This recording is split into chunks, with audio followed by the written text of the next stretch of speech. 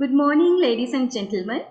It's my pleasure to welcome you to the web session on international funding opportunities organized by the International Relations Office of University of Peradeniya in collaboration with JICA Sri Lanka Office, Japanese Embassy in Sri Lanka, German Academic Exchange Service, Chinese Academy of Science and Erasmus Office in Sri Lanka.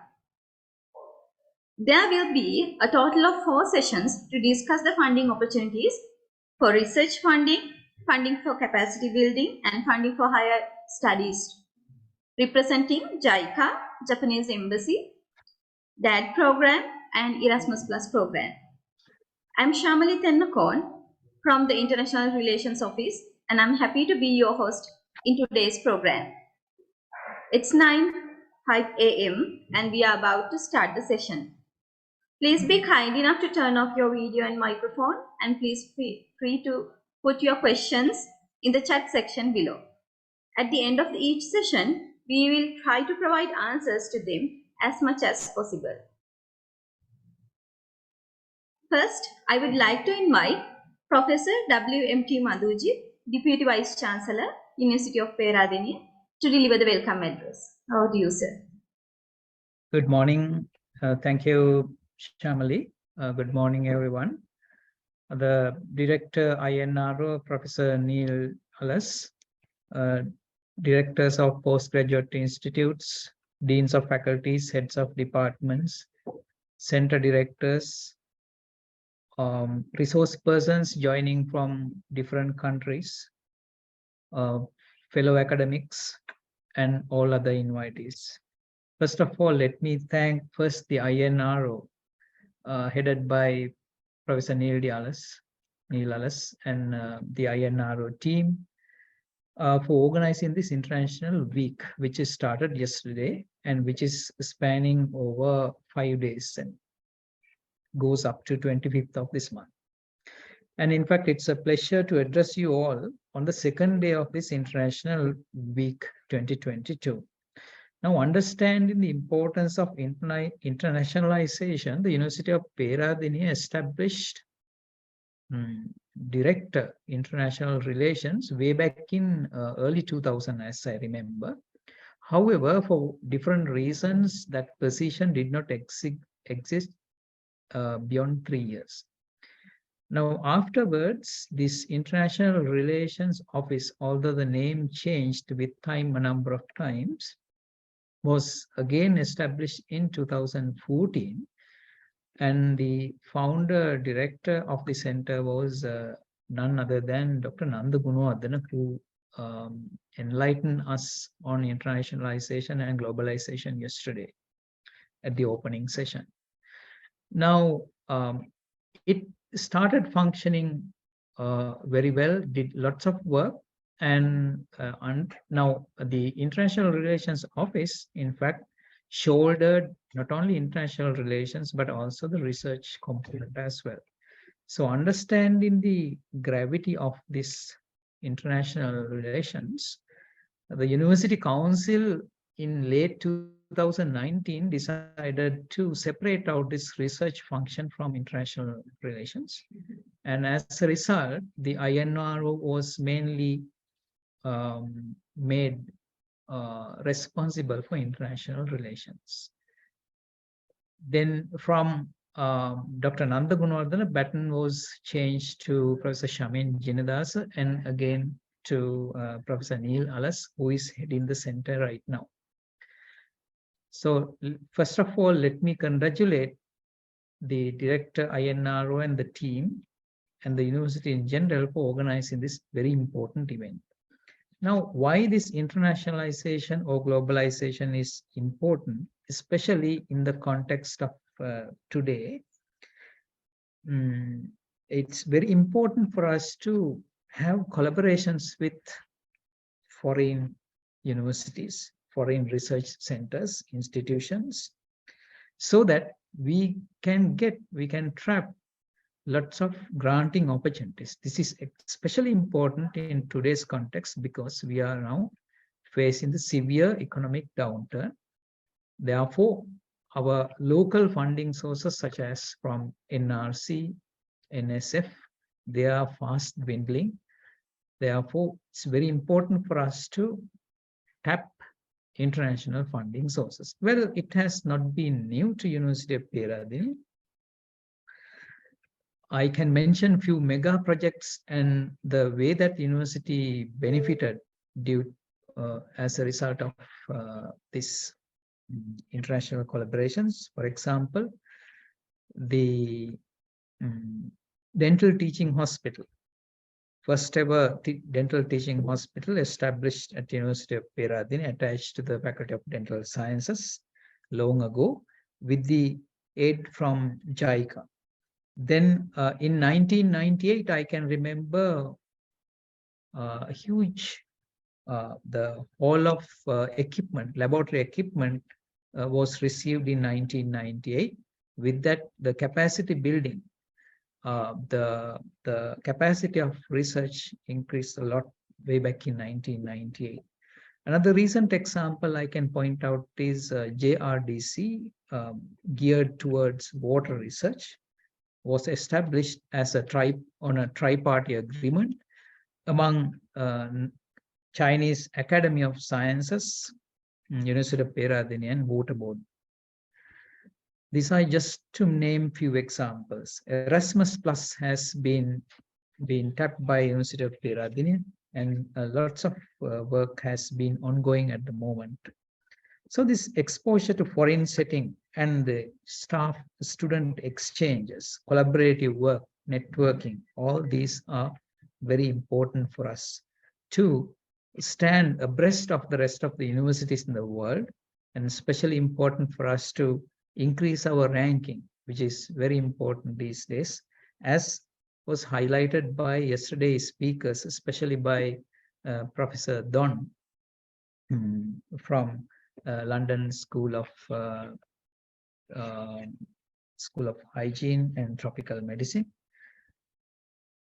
So this possibility of becoming co-authors of research papers, he specifically mentioned to play the game right, be part of this international networks where they publish a lot. So it's very important these days because it's very difficult for us to purchase even chemicals, consumables, equipment due to foreign exchange deficit. Without much ado, let me thank the director, Professor Neil Allas, and also his staff for this tireless work that has been organized a very short time. And in fact, the INRO is not heavily staffed, only 2-3 members are working there. So thank you very much for organizing this event. And also, I should not forget the leadership provided by Vice-chancellor, Prof. M.D. Lavamansa, who has been, who has initiated much of this work, and resource persons joining from different countries.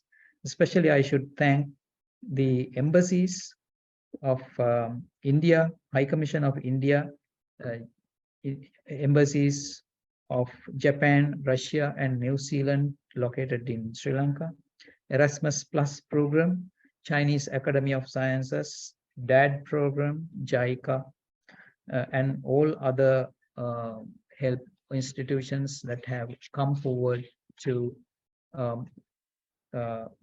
take part in this international week. So without much ado, let me wind up. I wish you all the very best. I hope the 4 sessions will be extremely successful. Thank you very much. Over to Shamali. Thank you, sir. Thank you very much. Now, I would like to invite Mr. Kenji Inoue, the First Secretary at Embassy of Japan, Ms. Yuri Ide, the Senior Representative of JICA Sri Lanka Office, and Mr. Masanori Kurisu to conduct the information session on funding opportunities in Japan and JICA.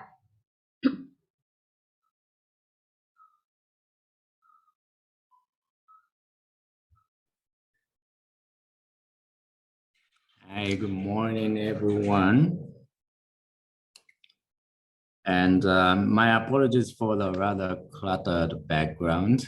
I was trying to do my Zoom in the proper meeting room, but I had some connection problems, so I decided to do it in my own office, and sorry about that.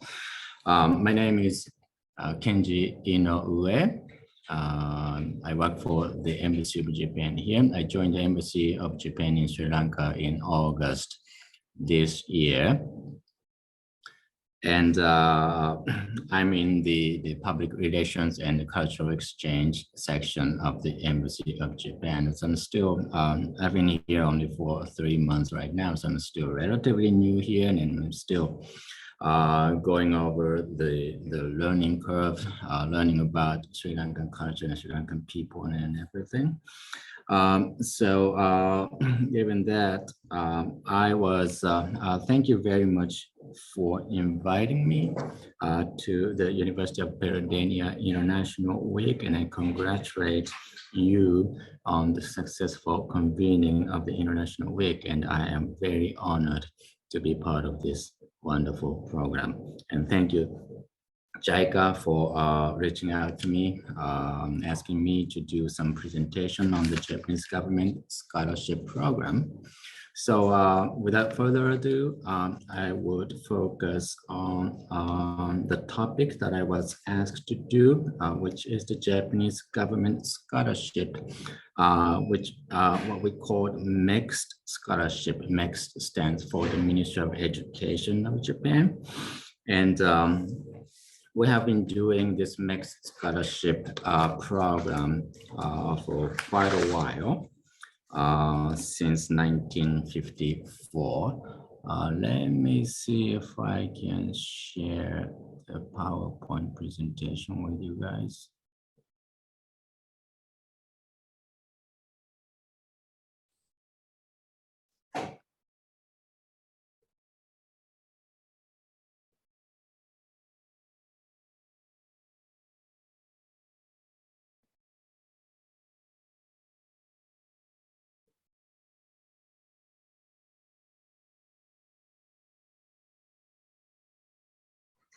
Okay, I hope you can see on your screen this PowerPoint presentation material.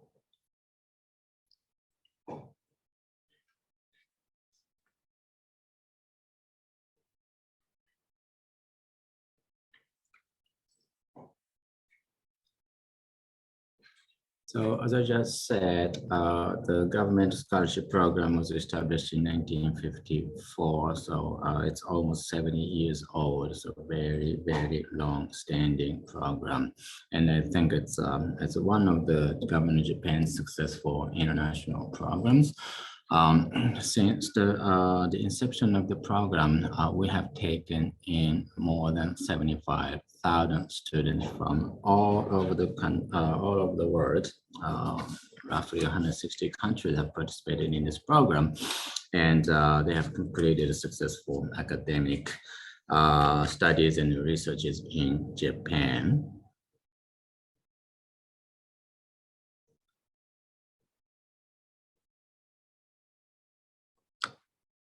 And of course, Sri Lanka is one of those countries, and there are many successful Sri Lankan students who have completed their academic ambitions in Japan. So for those who are interested in applying for the mixed scholarship in the future, there are basically two ways to apply for the scholarship program. One is, as you can see on the screen, embassy recommendation, which is more of a normal procedure for applying for the mixed scholarship. And the other one is a university recommendation, which is kind of a rarer or probably not very common way of applying for the scholarship. So first off, the embassy recommendation is that the embassy will open the application process at one point in a year, and that you will send application forms to the embassy, and we do some document reviews And then the shortlisted candidates will take the exams. And if you're successful in the exams, you will go on to the interview session. And if you are again successful in the interview, the embassy will make the short list of candidates and recommend those individuals to Tokyo, and the Ministry of Education of Japan will finally decide which student will pass the exam. So it's probably the most common and popular way of applying for the scholarship. And the second one is university recommendation is kind of a direct application method.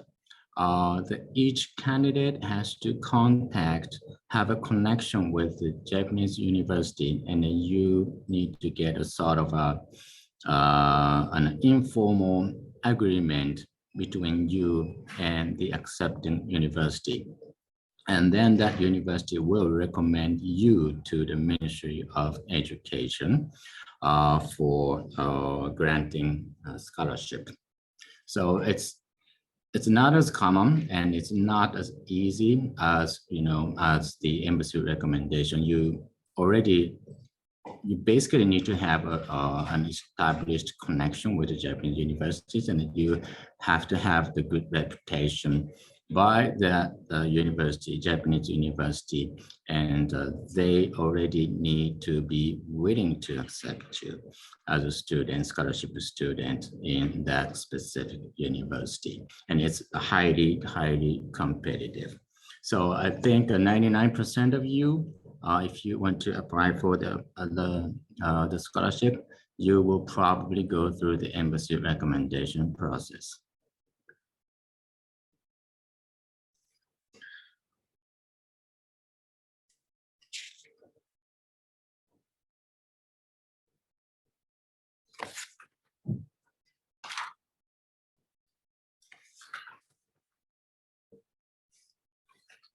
Let me now talk about the different categories which are available for Sri Lankan students. There are basically three categories.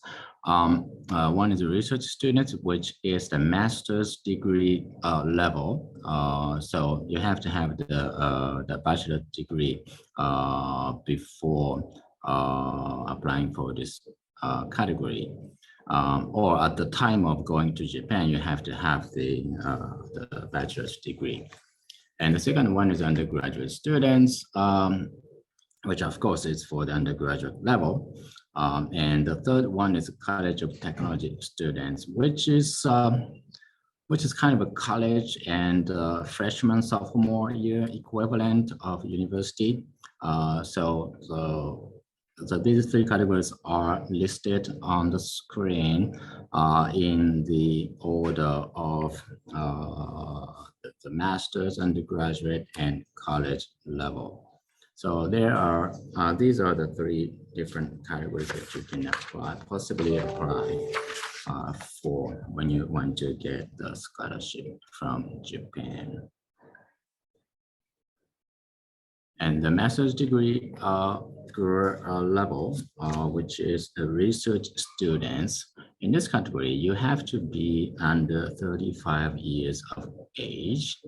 And you can definitely, study different types of subjects, areas, and it's as you can see on I will actually share this PowerPoint presentation with the University of Peradeniya, so you all can have this information after this session. So I have listed all the small details about how much money you can get from the government of Japan, and what is the length of the Japanese language training and so on. I'm going to go over the undergraduate students, which is for the people who are under 25 years of age. It's primarily focused on natural sciences. If you wanna study economics or sociology or archaeology or whatever, it might be non-science subjects, you will have to go through the university recommendation process. For the embassy recommendation, the Tokyo has given us the chance to do the exam for natural sciences students only. I'm sorry about that for the economics, sociology, and other non-science subject students on this.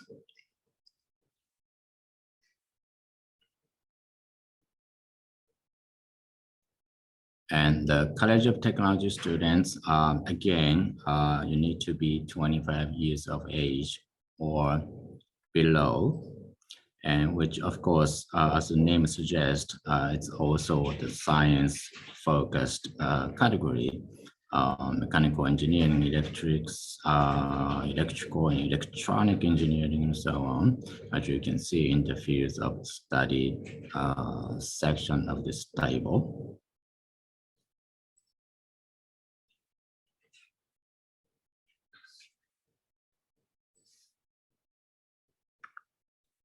So as I said at the beginning, embassy recommendation is by far the most common and popular way of applying for the scholarship. So I will talk a little bit more about the embassy recommendation.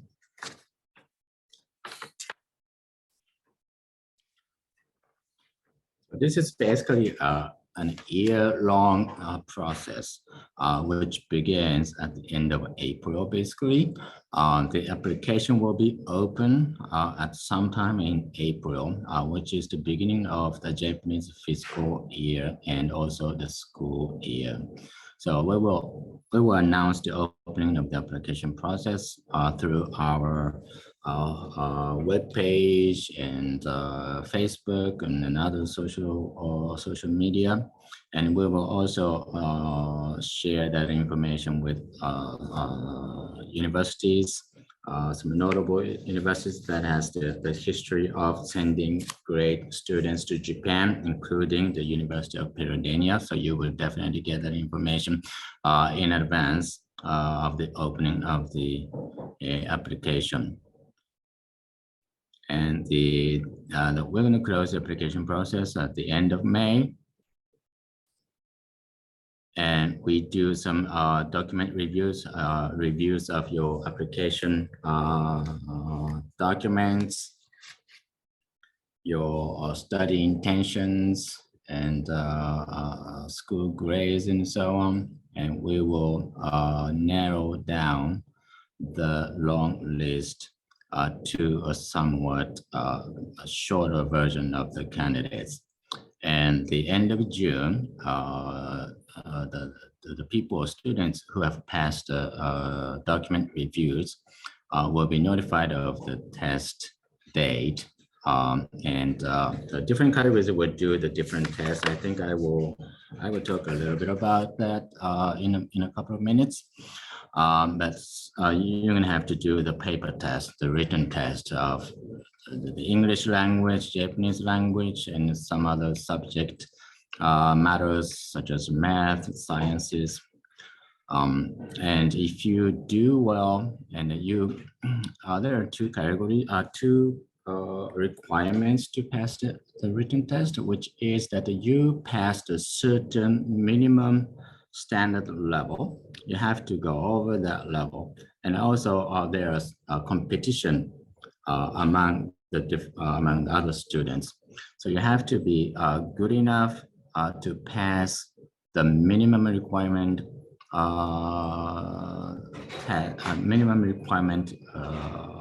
mark. And also you have to be well on the top tier of the among other candidates.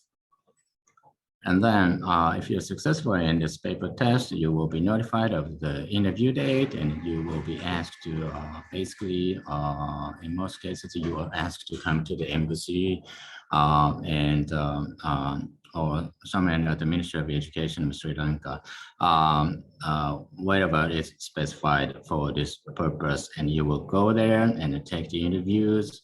The interview panel will ask you a lot of different questions about your study plans, about your intercultural experience, and so on.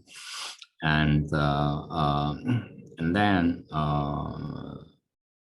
the successful students in the interview session will actually get the embassy's recommendation. And the Embassy of Japan will notify the Ministry of Education in Japan that the student A, B, and C, these students are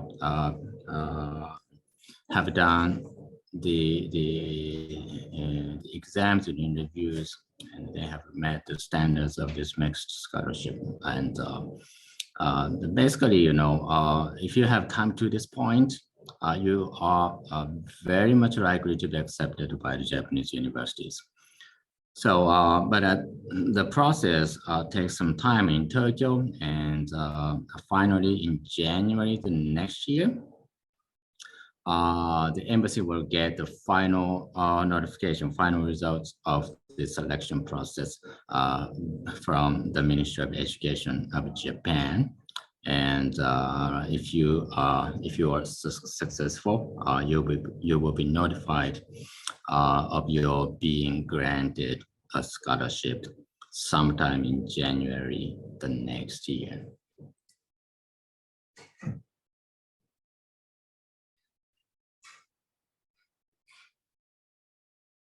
So as I told you a couple of minutes ago, the different category of scholarship has different subjects to be tested.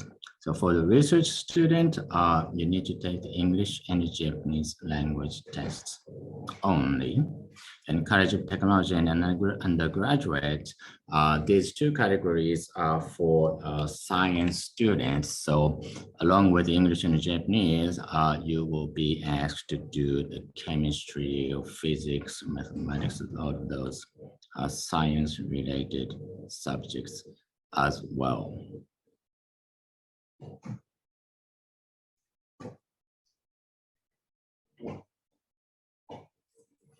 Yeah, so the 2023 selection process, which is well underway, and we have already finished the recommendation process, and we're only waiting for the final results from the Ministry of Education. The Embassy of Japan in Sri Lanka have been given a quota of 8 students for research and 12 quota for undergraduate, and 12 for College of Technology. So which is not as many as you would like to see, but it's a very competitive process. And as you can see at the beginning of this presentation, there are roughly 160 countries participating in this program. So we can't be too generous on the numbers we can accept from each country. So you have 8 for research, 12 for undergraduate, and 12 for College of Technology. And we take applications from more than 1,000 students for both research and undergraduate, and more than 600 students for College of Technology.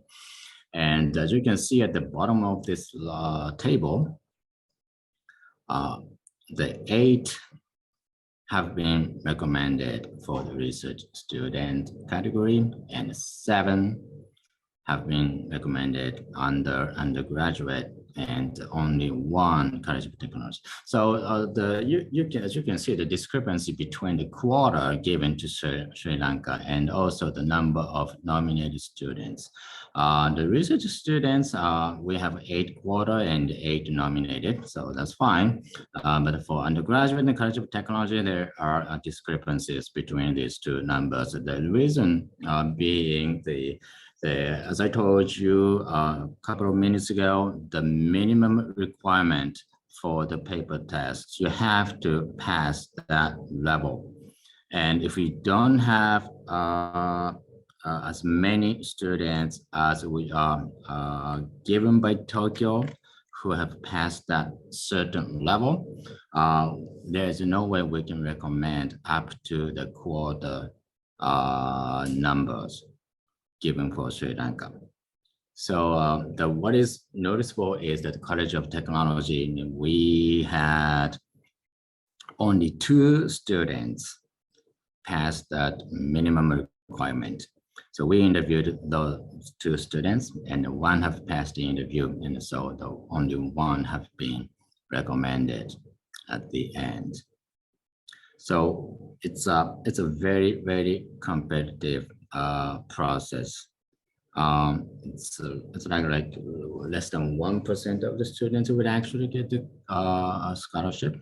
So we feel very sorry that we are not able to give the scholarship to much more students, but this is what it is.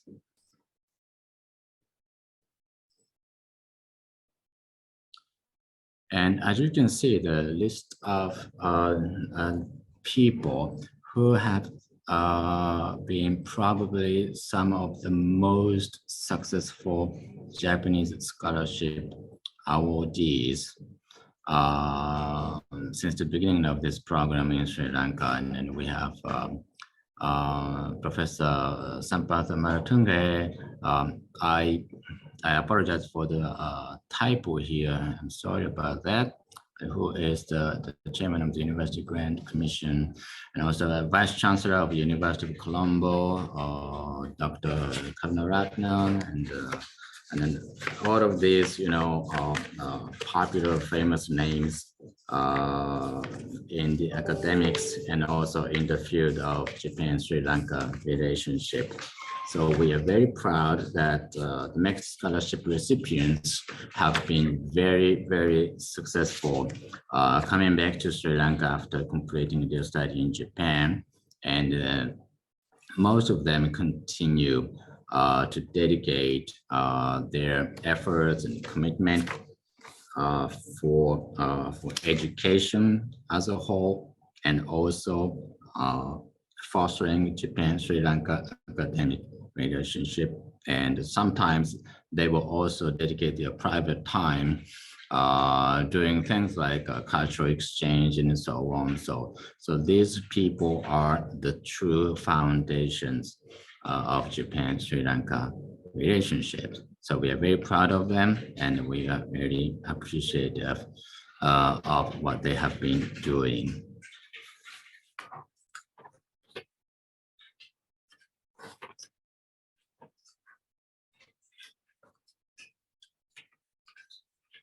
So as I said, I will. Here's a link to the information, more information on the scholarship program. I will share this information.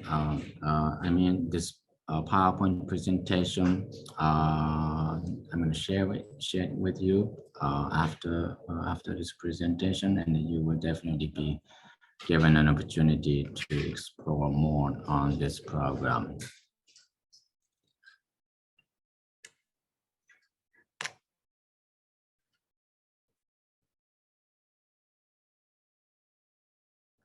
Okay, that concludes my presentation on the next scholarship. And thank you very much for your attention, for listening to what I just said. And we welcome many applications coming in from the University of Peradeniya for the 2024 cycle of the selection process. Thank you very much.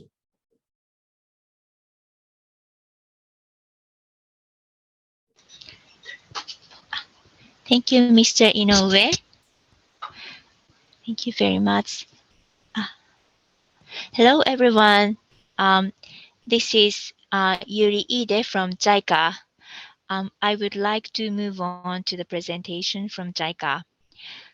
Please let me share my screen first. Okay.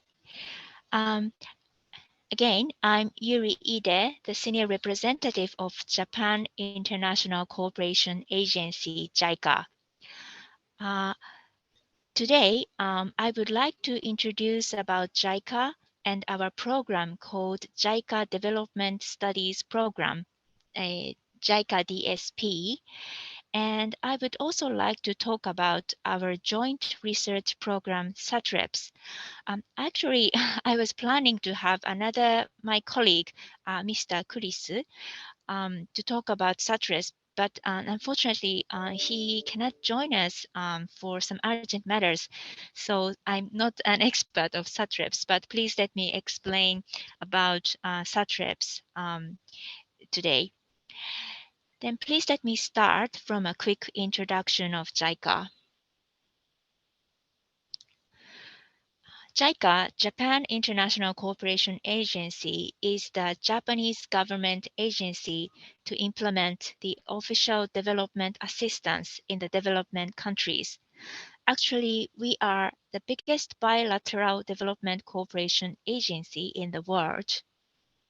As you can see here, we have several different schemes: technical cooperation, loan aid, grants, and others. This year, 2022, is the 70th anniversary of the establishment of the diplomatic relationship between Sri Lanka and Japan.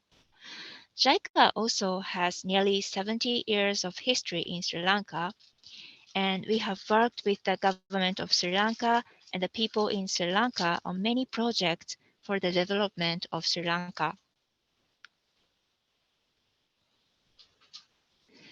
As this slide shows, we provided financing for a lot of fundamental infrastructures in the country. We also have a lot of technical cooperation programs. And as we wrote at the bottom of this slide, we have dispatched more than 200 Sri Lankan government officers in our scholarship program. Since our scholarship program is targeting the government officer, unfortunately does not include the academic staff of the national universities in Sri Lanka. So I do not go into the details of our scholarship program today, but I would like to introduce a program called JICA Development Study Program. Under the JICA Development Study Program, we offer opportunity to learn about Japan's experience of modernization and development cooperation, including negative ones, so that the participants may use this knowledge to contribute to the development of their own countries. We started this program because Japan is the first country that has modernized from a non-Western background to establish a free, democratic, prosperous, and peace-loving nation based on the rule of law. JICA Development Studies Program started from the programs for the participants of our scholarship program who are based in Japan. We have some common curriculum in different academics areas and also some individual programs provided by each of the Japanese universities having the JICA scholarship program participants. The common program includes the lecture series. As you can see in this slide, for example, it starts from the Meiji Revolution, which is the start of the full-scale modernization of Japan, World War II, and also the following economic growth, education, and administrative system, industrial policy, public health, etc. It covers various different areas of development and modernization of Japan.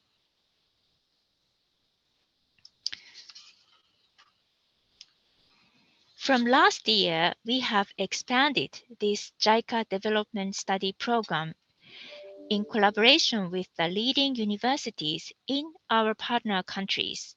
so that the academics and students based in our partner countries can also join this program. We call it as JICA Chair. University of Peradeniya is our partner university in Sri Lanka. We had very successful program last year, and this year we started the JICA program from last week. The second session will be held in person on the 30th of November. The topic is the renewable energy. I hope I can see you at the JICA Chair event as well. Thank you. And I would like to move on the presentation on SATREPS, which is a joint research program between our partner countries, universities and research institute, and the Japanese universities and research institute. Please let me change my screen.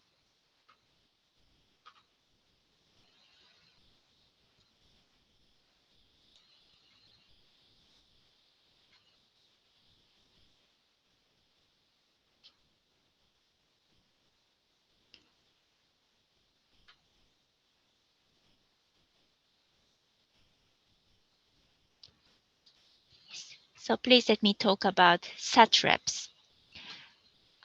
Actually, this is on our website, so you can check it later for the more details. SATREPS stands for Science and Technology Research Partnership for Sustainable Development. We launched this program in 2008 and as a framework for research-oriented international cooperation in order to resolve global issues by merging the official development assistance by JICA and the domestic research funds. We are working with Japan Science and Technology Agency, JST, and Japan Agency for Medical Research and Development, AMET.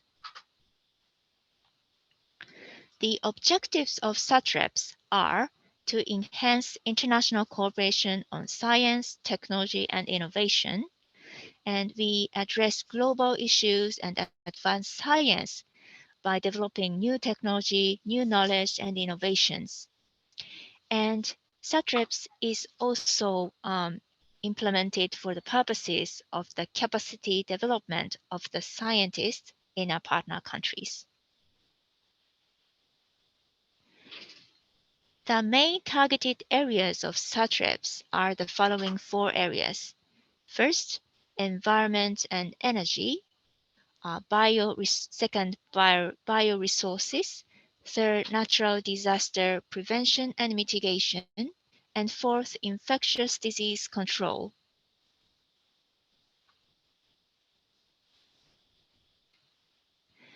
And this is the framework of SATREPS. In our partner country, Sri Lanka, Ministry of Foreign Affairs and JICA assist and provide the technical cooperation to the research institutions like universities and other research institutions. And in Japan, next, JST and AMET support the Japanese research institutions. And the 2 research institutions have the partnership and conduct the joint research. Main activities in SATREPS program are as follows. First, dispatching Japanese researchers to recipient countries from Japan. So if it's in Sri Lanka, we send Japanese academics to the Sri Lankan universities and research institute. And also we receive participants from recipient countries in Japan. And they may have trainings in the research institute in Japan, and also they have opportunities to have a master's and doctor's degree course in Japanese universities. So in that case, they can also join the JICA development study program that I explained earlier. And also we can provide some laboratory machinery equipment to our partner countries from Japan. The project duration is 3 to 5 years, and we provide some funds and from Japan, and also JST Ahmed also provides some funds for the Japanese Research Institute.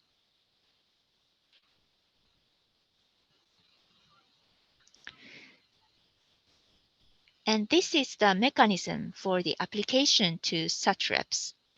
The pre-coordination between the two research institutions in our partner countries and in Japan are very important. After having those pre-coordination, the research institution in Sri Lanka, our partner country, file application to ERD, Ministry of Finance in Sri Lanka, and also the Japanese universities, research institutions submit their proposal in Japan. And after that, there will be a matching process to see those pre-coordination have been properly conducted.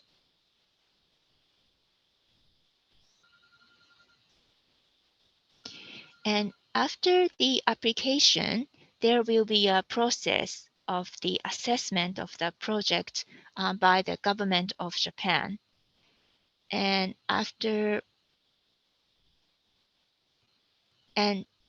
if the project is approved by the government of Japan, then it will go to the implementation stage.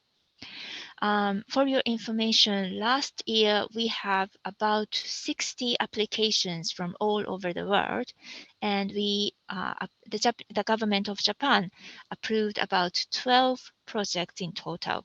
So it's quite competitive, but I think we have selected very excellent projects every year.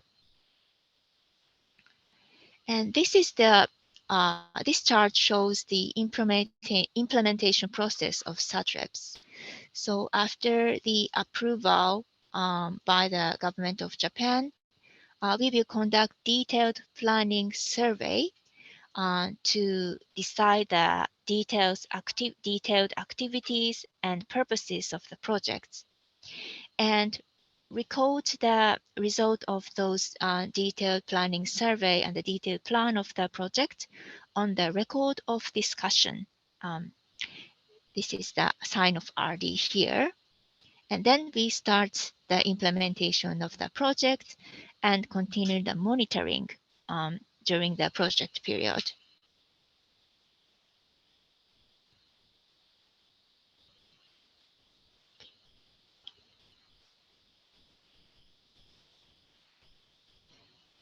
And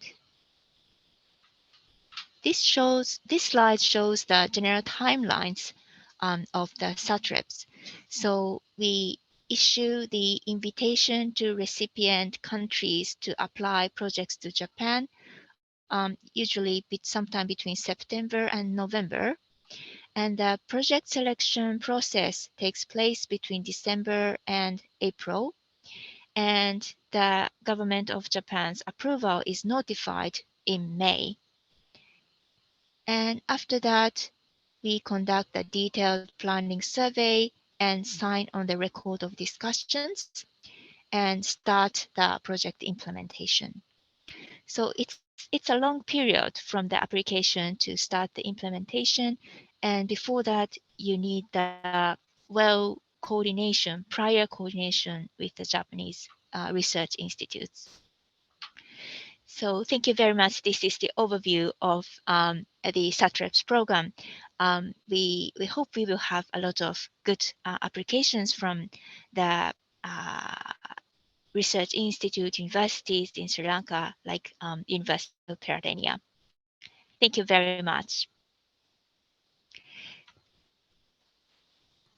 So if you have any questions on the presentation by Mr. Inoue or myself, I think we have some time to answer the questions. Thank you very much, Ide-san. In order to coordinate the Q&A session, I would like to invite Dr. Pandita Neluwala. Sir, over to you. Thank you, Shamri and Ide-san and Inoue-san, for your valuable presentations, and I would appreciate if host can allow me to switch on my video.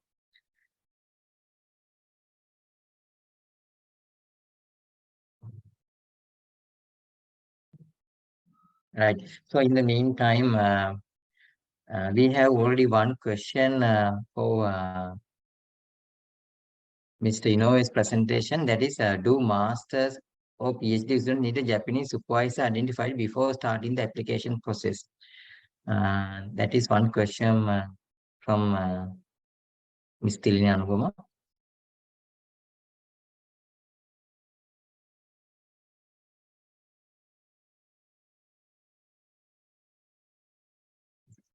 Is the question clear? Let me ask you some clarification on the question. Is that the prerequisite for applying for the I think this master's? is we can apply the scholarships through the embassy and also like by applying to the direct university. So actually, in fact, I was a MEX scholarship. I got the MEX scholarship and I did PhD at Japan by directly applying to the university.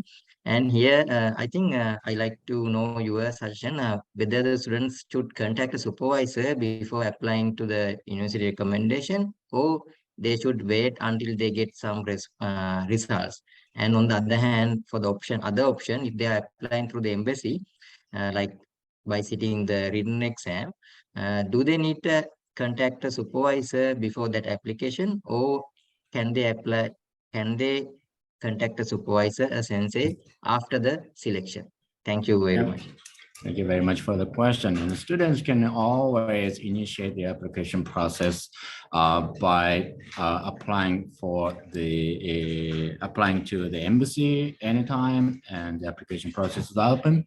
But at the same time, I think I would say it's highly advisable that students contact the possible future supervisors in Japan, so that you have established a very good communication with the professors and supervisors well in advance. That would definitely give you a higher chance of being selected. Yeah, thank you very much. I think that's a very valuable response. And in fact, your presentation was very comprehensive and all the details over there. Thanks again for that. And we have one more question from Primali.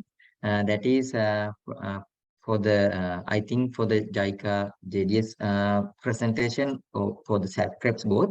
Is there a deadline to apply the research grants? That is the question. Is there some? Yes.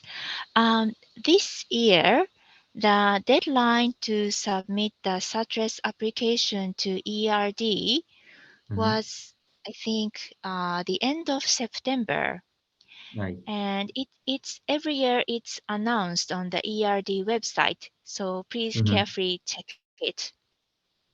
Right. So like usually in around September, so they can check from the website. Yeah. Okay. Thank you very much. And participants, if you have any questions, you can post in Q&A thread. While we get more question, I got one more query from myself that you showed there. One important step in the SATREPS application is having pre-coordination, like having some collaborations or connections, communications with the Japanese university or research entity and here. And of course, we have multiple connections through our postgraduate universities in Japan. And do you have any suggestion for a new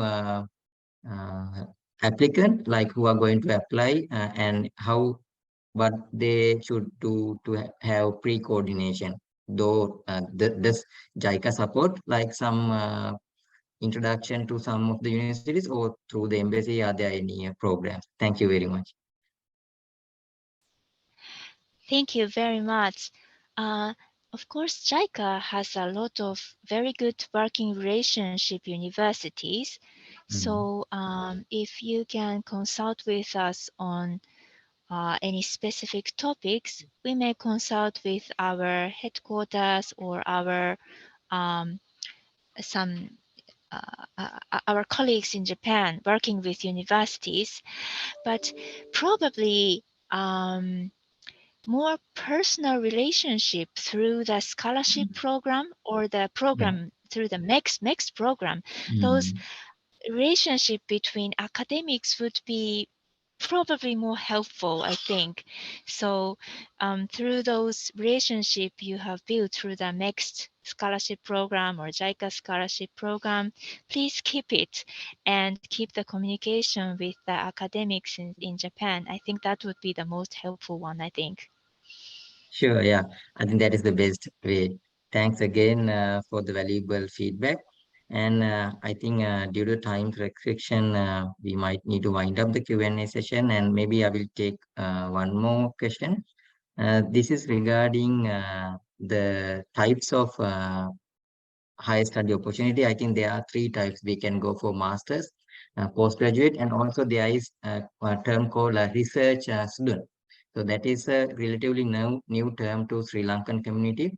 I think the objective of that is they first go to the Japanese university, and they have a 6-month period, and they get familiar with the Japanese, the particular department research and the theory, and they have to do an entrance exam and get selected for master's or PhD. Is that the process for like someone applying for research student? Yes, all right. Thank you very much. Yeah, that's a great question. And I know the research student is not a very familiar term to be used for a scholarship program. But if you're successful in getting the scholarship for the research student, you will be put in the master's degree course, but it doesn't promise that you will actually get the master's degree. So you have to show your academic strength while under the research student program. And if you have come up to the standard of the master's degree program in that particular university you are in, then you will be officially sort of accepted by your supervisor to be a master's degree seeking student. And then you can complete your master's degree. And then if you are still good enough to go on to the doctor's program, you will get the chance as well. Yeah, thank you very much. I think it's very clear. And while thanking again for your valuable presentations and discussion, I'm handing over to Ms. Shamli, Project Manager, to continue the session. Shamli. Thank you very much. Very much. Thank you. Thank you very much, Panduku sir, and also thank you very much, Ide-san and Mr. Thank you, Kenji here. Yeah, Inoue. I know it's hard to Kenji. pronounce my name. Thank you very much for this opportunity. Thank you very much for your very informative presentation. No doubt that our participants could get a lot of information about higher education fundings and also research funding that they can apply in Japan through JICA and Japanese Embassy in Sri Lanka. Thank you very much for these valuable presentations. Thank you. Thank you. Thank you for having me. With that, we are moving to the second session since it's already 10:05 a.m.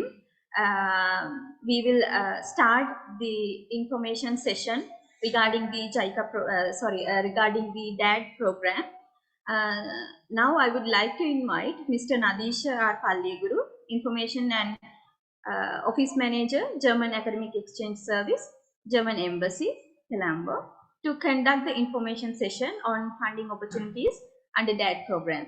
Over to you, Nadeesha.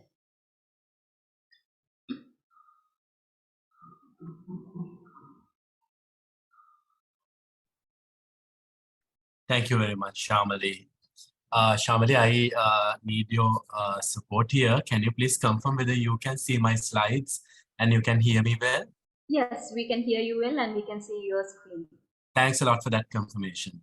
So prior to start the presentation, there are a couple of things I would like to highlight. Thank you very much, International Relations Office of University of Peradeniya. It's one of the state universities in Sri Lanka that we work very closely with. Thank you to Professor Neil Lalas, Ms. Shamali Thenakon, and the international office team for all the good work you do.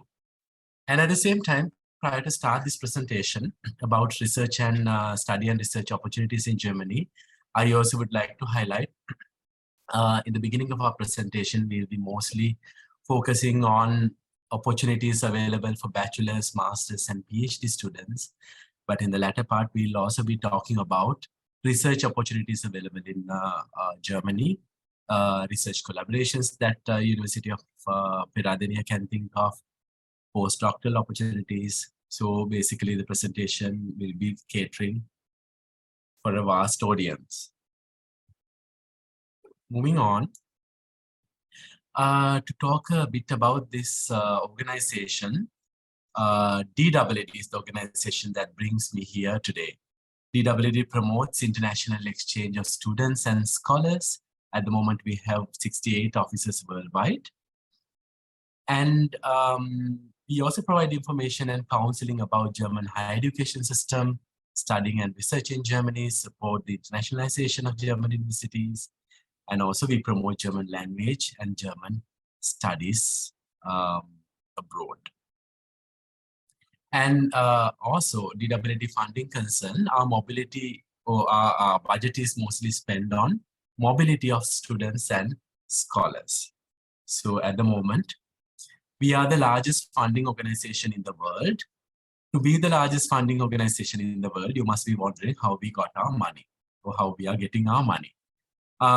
You can have an idea about that through this. Basically, we are a German government organization. We are funded mainly by the Federal Foreign Office of Germany and many other German ministries, also other bodies like European Union, and the list goes on. You can also have an idea about why you should think about Germany. Now, when we talk about Sri Lanka, most popular destination for higher studies is typically English-speaking countries. These countries are on top of the list, but with the development of new trends in the country, new migration trends, people start talking about non-English speaking countries also. So I'm really happy the representation of this session today is all about non-English speaking countries. So here are some of the reasons why you should think of Germany. Also, there's a common misconception of Germany and most of other non-English speaking countries that you need to have the local language to study in these universities. Answer is no. There are a lot of international programs available in Germany. Most of these programs are entirely in English medium. To talk a bit about this country, Germany, Germany is located in the heart of Europe. So we are blessed with moderate climates. We don't have extreme winters or extreme summers. So the weather is quite nice, especially most of the students are enjoying their first winter these days. And another interesting thing, especially me as a student in Germany, what I enjoyed is Germany is quite connected. Europe is connected. So you get the opportunity of traveling to many other countries around,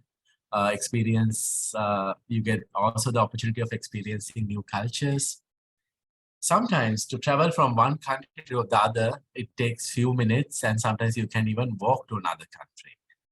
And as international students, especially Sri Lankan students, you are connected. You just have to take a bus or public transport. Even flights are not going to be that expensive. Now, the international students is increasing in Germany. Even though we are talking about a pandemic situation, we were talking about a pandemic situation and a difficult financial situation in the country. Last year, we saw a development of 21% of Sri Lankan students in Germany. The number is increasing. not only from Sri Lanka, but from the whole region. And again, a lot of people think Germany is a country only for engineering. Not the case. Here you can have an idea on your own. We talk about many disciplines, natural sciences, medicine, humanities. So here is a list of Nobel laureates from Germany for last couple of years, I would say last decade.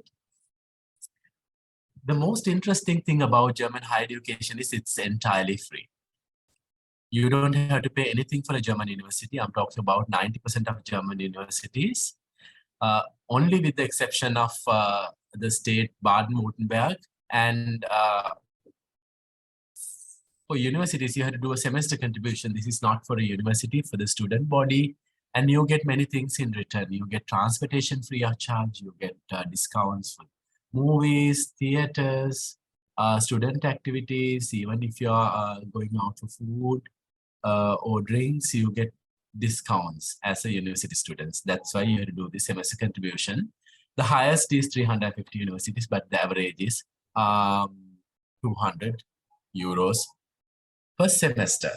Also, this is for a period of 6 months, so monthly amount is very low. Again, universities are free of charge. And you don't have to go through any consultations. You can do the process on your own. And to test your language, they're asking for IELTS or TOEFL. And if you have done your studies in English medium, you can discuss with the university. You might be able to get an exception for this language testing as well. And I spoke about all these interesting things. Again, I'd like to highlight my focus here is to promote opportunities, free study opportunities, scholarships for you. If you do not get any scholarship, you need to show finances of 11,000 euros approximately. But if you get a scholarship from DAAD or any German organization, you don't have to show this blocked account or maintain this blocked account.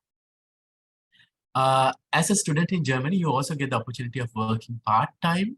You get 1/3 of the year, 120 years, so 240 half a days to work part-time in Germany. So you can be independent. You don't have to worry about your finances. You can have some money in invest. Also, what's happening after completion of your studies? If you're a master's student, you can think of PhD or further studies. You can have an employment opportunity in Germany. You can move to any other country, come back to Sri Lanka.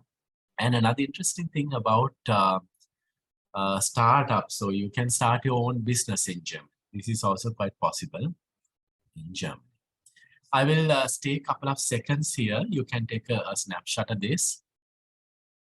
These are some of the links through which you can find more information about Germany study opportunities, universities. Yeah. Right. Let me also talk a bit about master's studies. To do a master's program, you have to complete a bachelor's degree, right? Preferably a 4 years bachelor's degree. If you are a 3 years bachelor's degree holder, there can be many options from the university, especially if you are from natural sciences. There won't be any issue after completion of a 3 years bachelor's program. You would be able to enter to a German university to study a master's program. If not, if you are from humanities or any other field, you can discuss with the German university and they'll give an option to you. To do a PhD in Germany, you have to have a master's.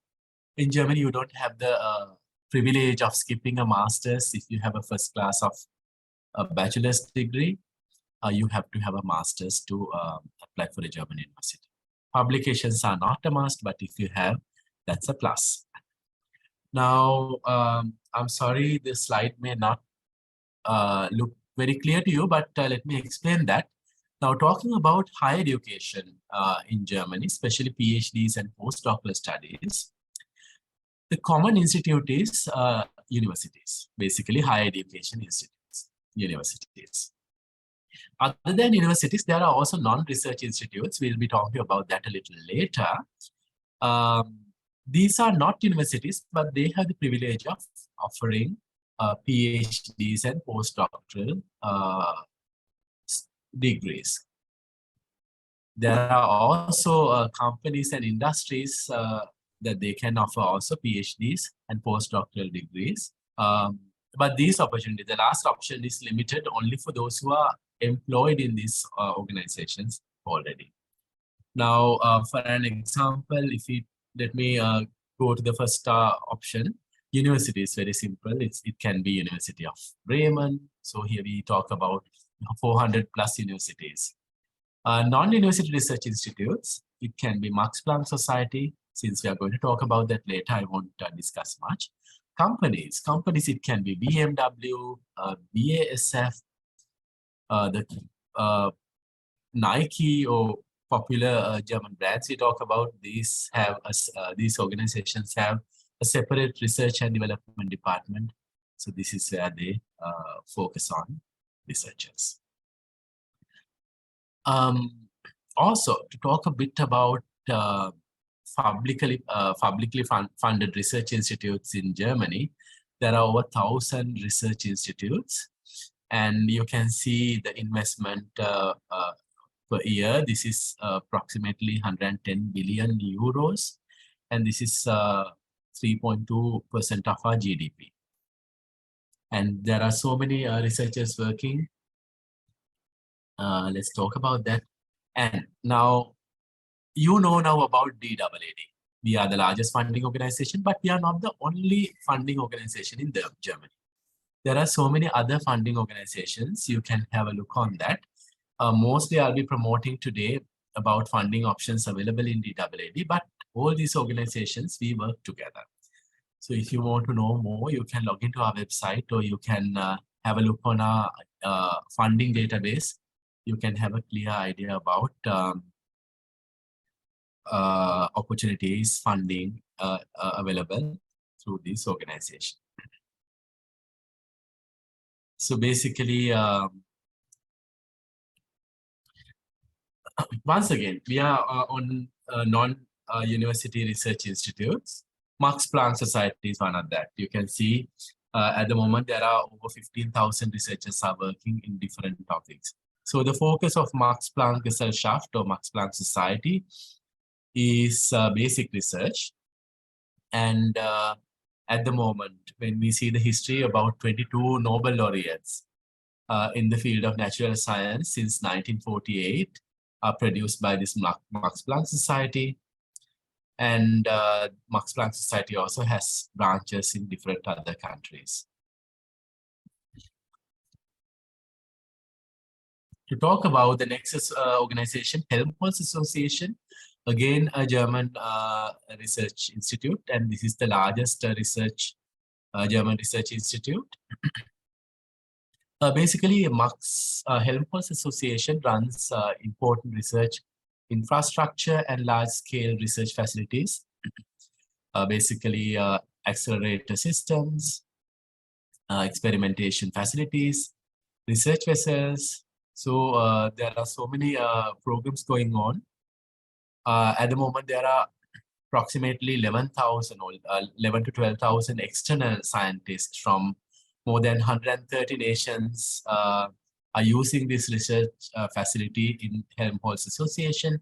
There are also Sri Lankans among them. There are also graduates from University of Peradeniya are among them, proud to announce. Leibniz Association, it's again an umbrella organization comprising of 97 sub-institutes. And the specialty of this Leibniz Association is 26% of its research is coming from abroad. International presence is very important in Leibniz Association. Moving on to the Fraunhofer Gesellschaft. It's again a world-leading organization for application-oriented research. Fraunhofer is focusing on key technologies and utilizing research technology in the business industry. So you can see it's quite versatile. So these are some of the popular non-university research institute. And there are non-university research includes federal research organizations also. So I'm sure all this, some of this information might be quite new to you. You don't have to keep everything in your mind.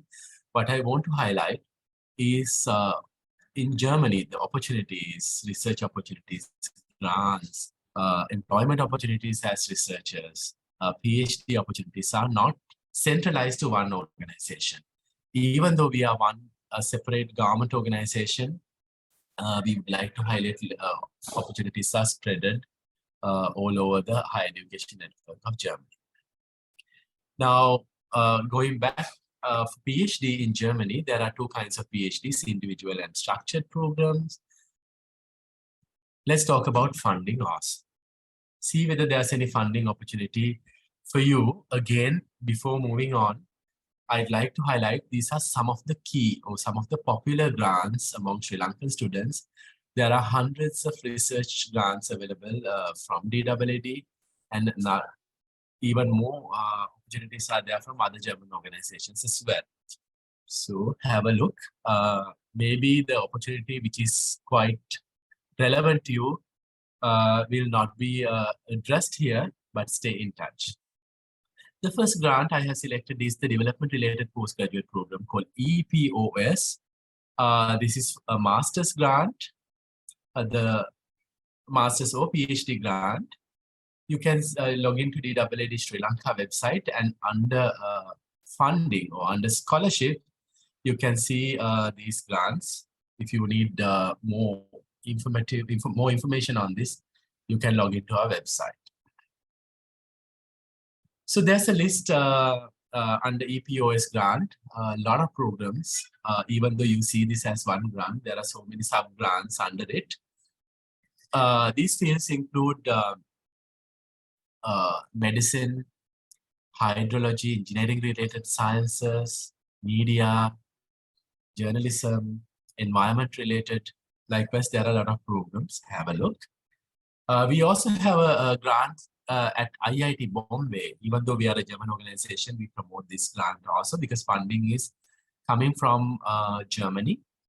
This is in the field of engineering, renewable energy, climate change, public health, good governance, for master studies in Germany, right?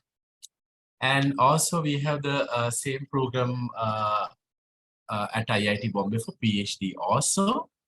You can see the grant is relatively higher than masters, but it's a little lower than grants in Germany. That is because of the living expenses in Germany. Another interesting grant that we promote to our key scholarship grant, doctoral programs in Germany. This is open for every discipline, anyone. It can be performing arts, humanities, natural sciences, or whatever you do, you can apply for this grant.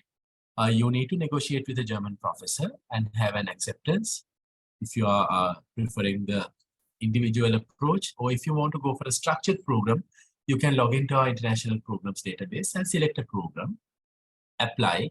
If you get the acceptance from a German university or from the university administration, you can apply for this grant. So to apply for this grant, you have to have an acceptance from a German university.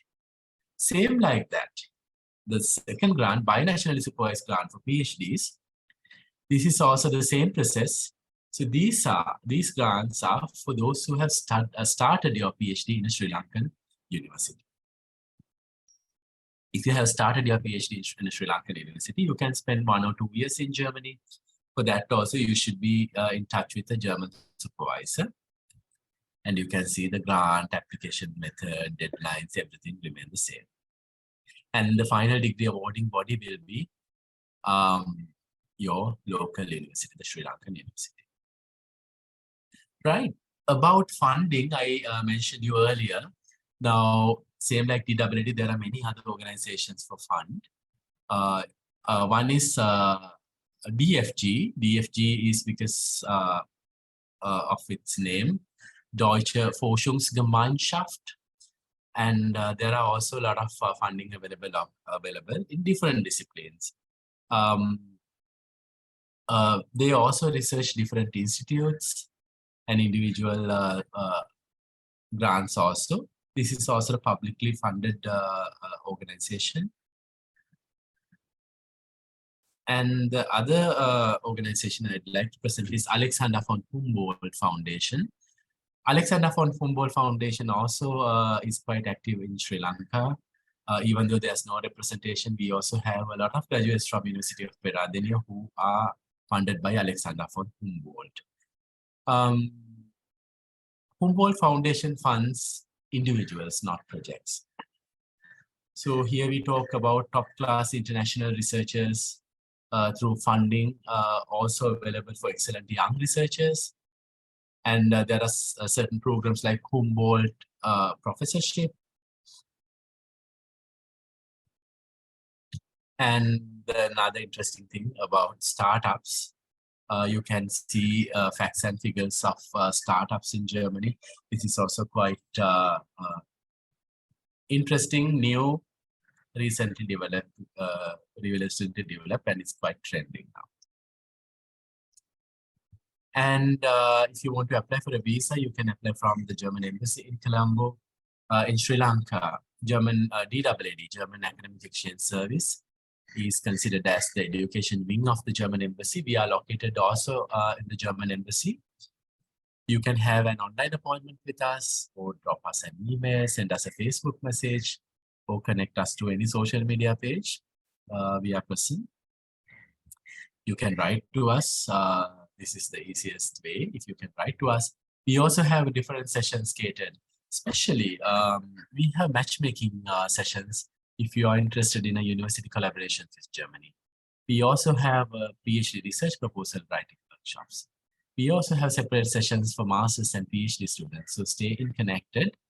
We are happy to provide more information on that if you wish. So since we are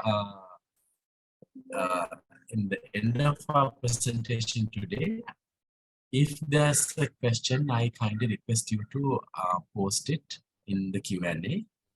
And yeah, Ms. Shamali.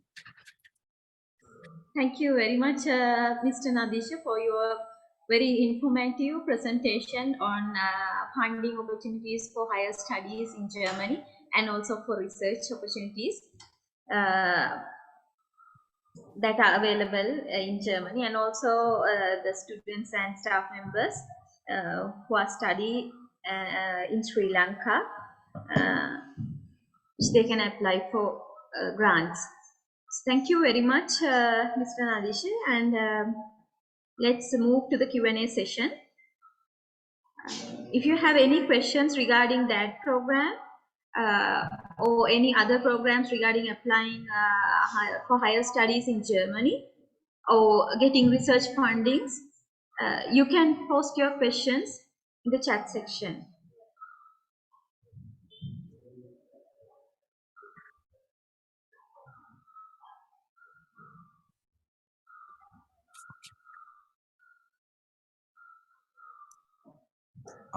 Shall I go ahead and Yes, please. Yeah, okay, I can see questions are flowing in. Thank you very much for that. Now, before that, there's something, there's a question, and at the same time, something I didn't focus. Now, when I was introduced, Ms. Shamali Tennakon mentioned that I represent an organization called German Academic Exchange Service. And why we are DAAD? There's no relationship. I didn't make a point on that. So yes, we are a German organization. We are the education wing of the German embassy or the federal government of Germany. We are DAAD because of our German name. We are Deutsche Akademische Austauschdienst. That's why we are DAAD. So moving on, answering the first question, is there a possibility of get the results of DAAD by January? Since we have to start our course by January. I assume, Janani, you are talking about PhD grants. If it's the PhD grants, no. I'm sorry, the deadline was on 20th of October. There's a process going on. There's a paper selection, and then the interview should be there. And we also should get the approval from German universities and the German government for funding. Therefore, it will take a couple of more months. Usually we announce our results by April. Mid of April, we announce the results of PhD grants. Therefore, I'm sorry, we won't be able to present you the results of the PhD grant by January. Okay. There's another question by Tilini. Do we have to establish collaborations with the Germany before applying for grants? Tilini, let me answer it like this. For master's funding, I spoke about many grants. It can be architecture related, it can be public policy and good governance, it can be development related grants. There are many other grants also. To apply for master's funding, you do not have to have a collaboration with a German university. You can apply directly to the university. With the university application, you can submit DWD funding request form. So you do not need to establish collaborations to apply for master's grant.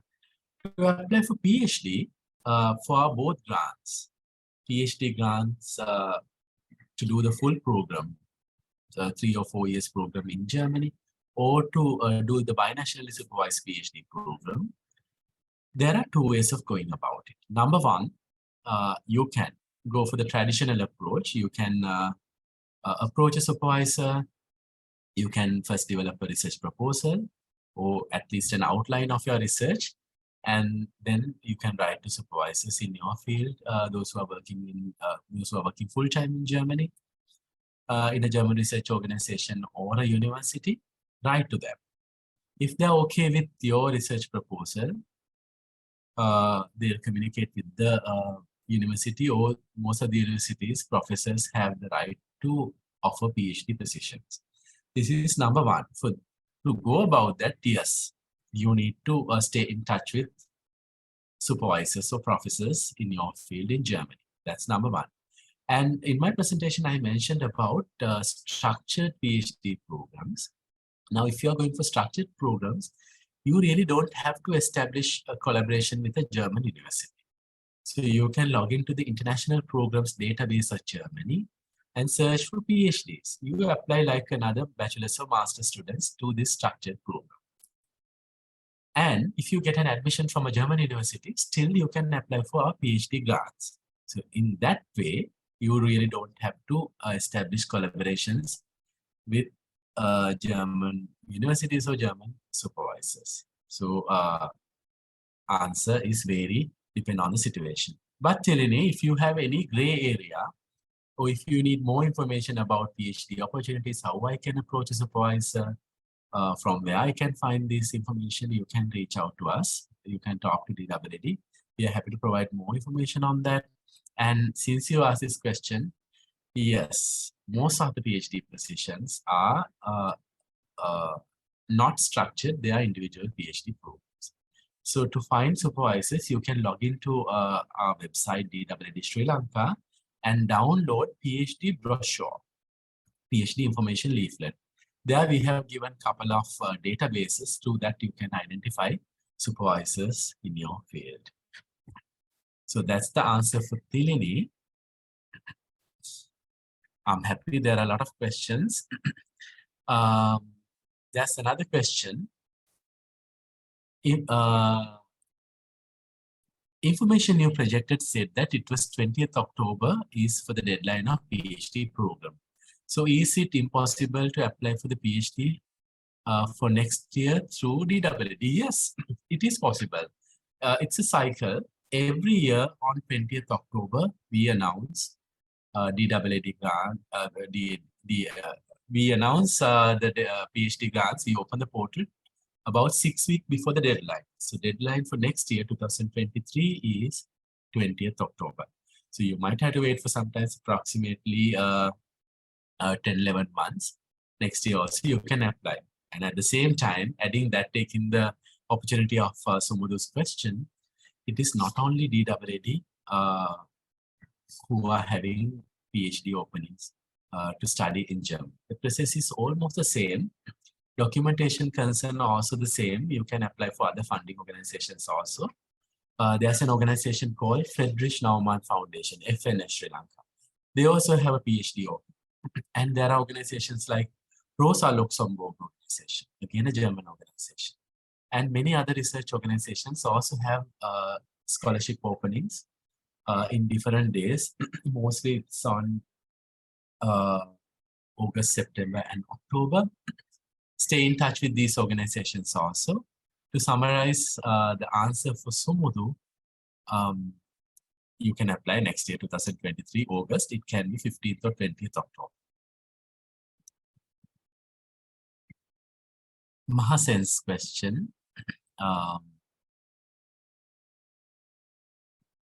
Okay, interesting question. Is there any funding opportunity for early career researchers to establish collaborations with German research groups? DWD as an organization, we have funding, but at the moment for this year and next year, especially this year, next year we are too early to talk about this. This year we didn't have any such grants as such because of the crisis in Europe. Germany education, certain grants, university grants had to stop because of the security budgets. But next year, we are hoping this grant will be up again. Now, German universities also talk about internationalization, same like us, same like Sri Lankan universities. Therefore, there may be opportunities from German universities to take forward such a collaboration. So staying in touch with German universities is going to be the best idea rather than going to funding organizations. They are quite interested in this. This is like a hot topic for them. Especially countries like Sri Lanka feels like it can be geology, it can be agriculture, it can be architecture, it can be performing arts, not limited to this, even fields like natural sciences are connected. As University of Peradeniya also has a lot of collaborations with German universities. So the best would be establishing a collaboration with a university, and I'm sure the funding question also will be sorted with that. I think I answered your question. If it's not enough, if you need it in a more elaborative way, let's have a chat. I'm happy to provide more information on that.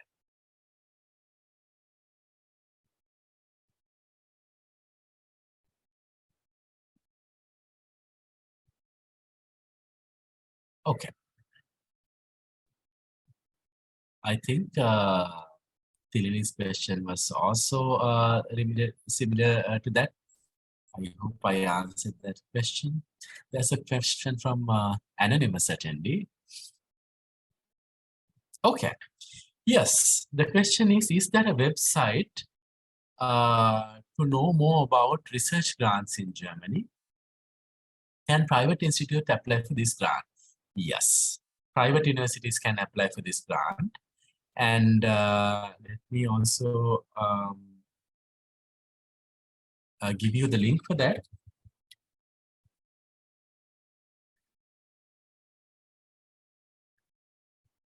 You can log into DWT Sri Lanka website and then go to the scholarship database. I'll give you a short link also for that, dwtsrilanka.org/scholarship. So this is where you can find funding options. Okay, we have another question. When I searched Heidelberg, the university deadline for PhD is next year was March. Can I still apply for PhD scholarship if my proposal is accepted by Heidelberg or any other university? Yeah. Yes, let's talk about Heidelberg University, another very beautiful university in Germany, specialized in the field of medicine and related fields. There are also Sri Lankan researchers in this university. Now, if you have to start the PhD program in Heidelberg, I'm sure all these programs, PhD programs, are entirely free. You can go to Germany. You might have to show finances. Meanwhile, keep applied for this PhD grant by DWD or any funding organization. If you get funding support from us or any organization, you can start funding from next year, April onwards, or the following year, April, if you apply next year. There's no early deadline as such for PhDs. So that's the answer for Sumadu.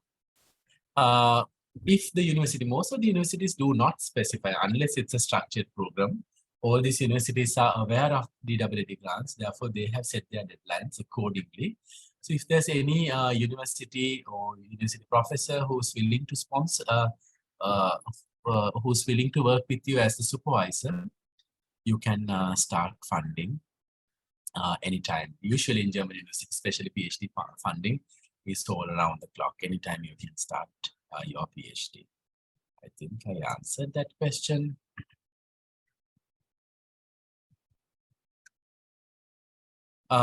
If I being selected, if there's a possibility to receive scholarship earlier than this said month, the professor in Germany is requesting. No, I'm sorry. It is not possible. If you apply for this year's grant, your funding is starting only next year, October. 1st of October onwards, we are going to fund your research. But if you want, you can move to Germany early, work part-time and cover your expenses. And then from the day, from 1st of October onwards, if you get the grant, you can start enjoying DWD grant. So having the grant early is not possible.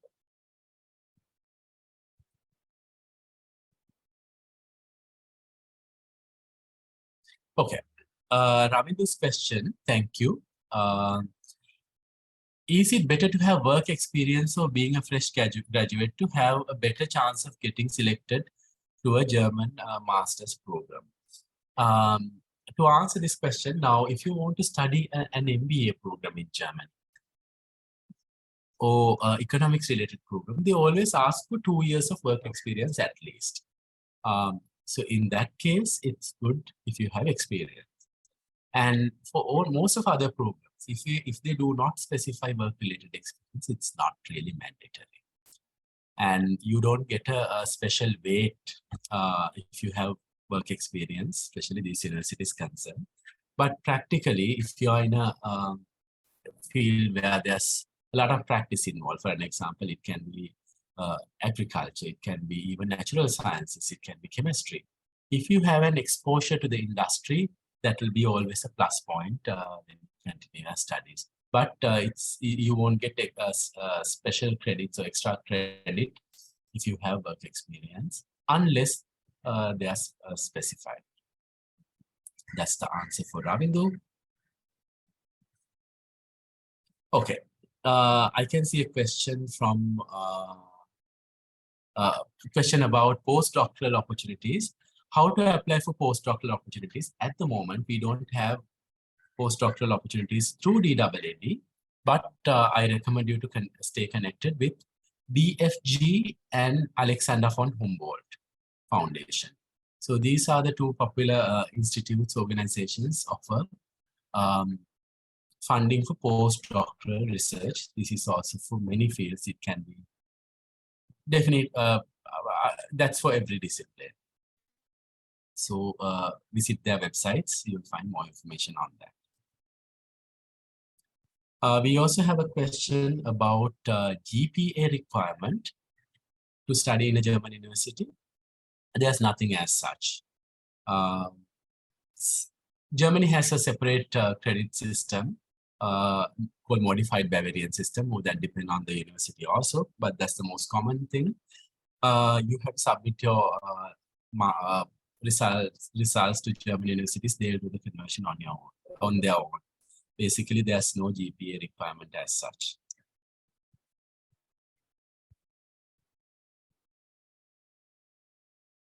So I'm reading a degree in computer science. There's a question from Ravindu. I think that's linked with the previous question. So for computer IT related computer science, there's no funding. There's no scholarship, especially for masters through DWD. If it's a PhD, yeah, we have grants. But for masters, we don't have. But you can get admitted to a free university in Germany.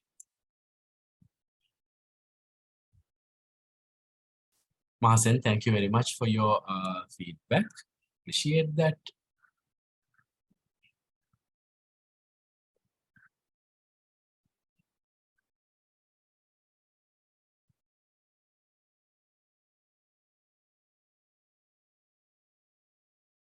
We are moving on to our last question.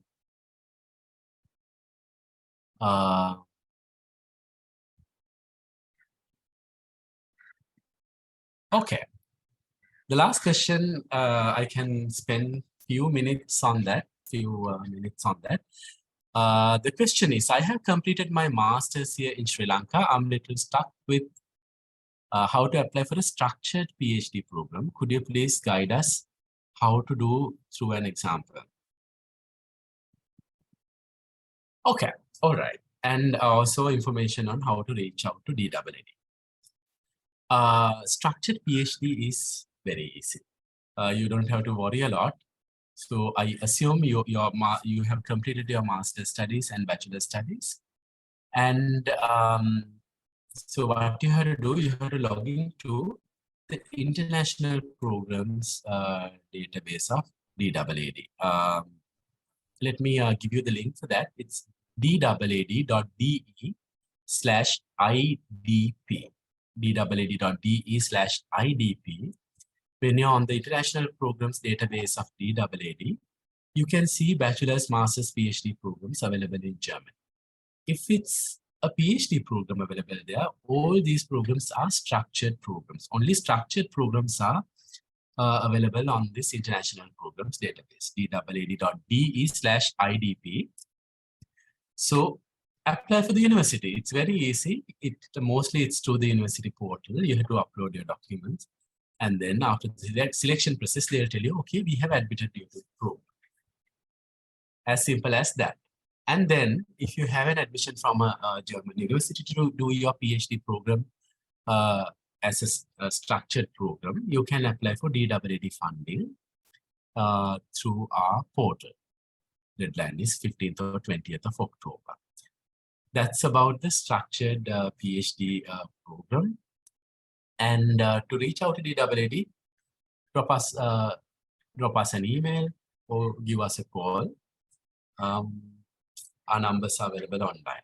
Better if you could drop us an email with your contact number, then we can have a short call. I'll tell you how you can win a PhD proposal, what are the new trends, and what you could do with your, how you can connect your bachelor's and master's field. We can do that. I can see a couple of other questions. Okay. Even though I mentioned that was the last question, since we have few more minutes remaining, I can take a couple of more questions. I have completed my master's in Sri Lanka. Can I apply for another master's in Germany? Will it create less chances of getting selected?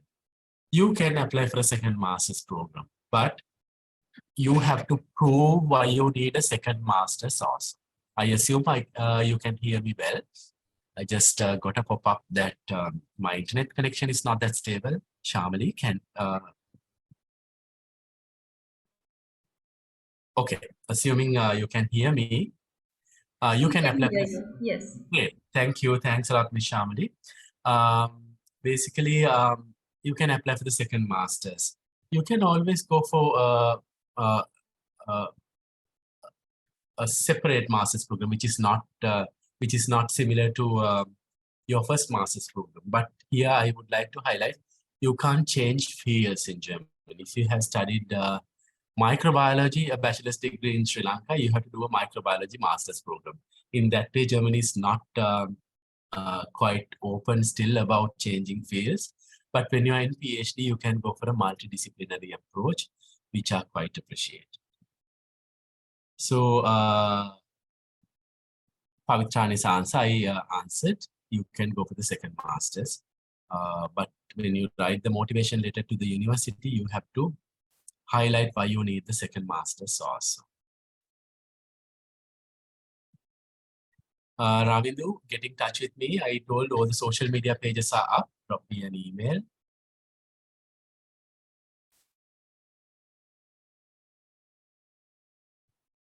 There's a question from Lahiru. Is there funding opportunities for master's degree in radiotherapy? Unfortunately, no. We don't have. At the moment, we don't have. Radiotherapy is not on our list. But there are a lot of free universities that you can apply for, that you don't have to pay anything.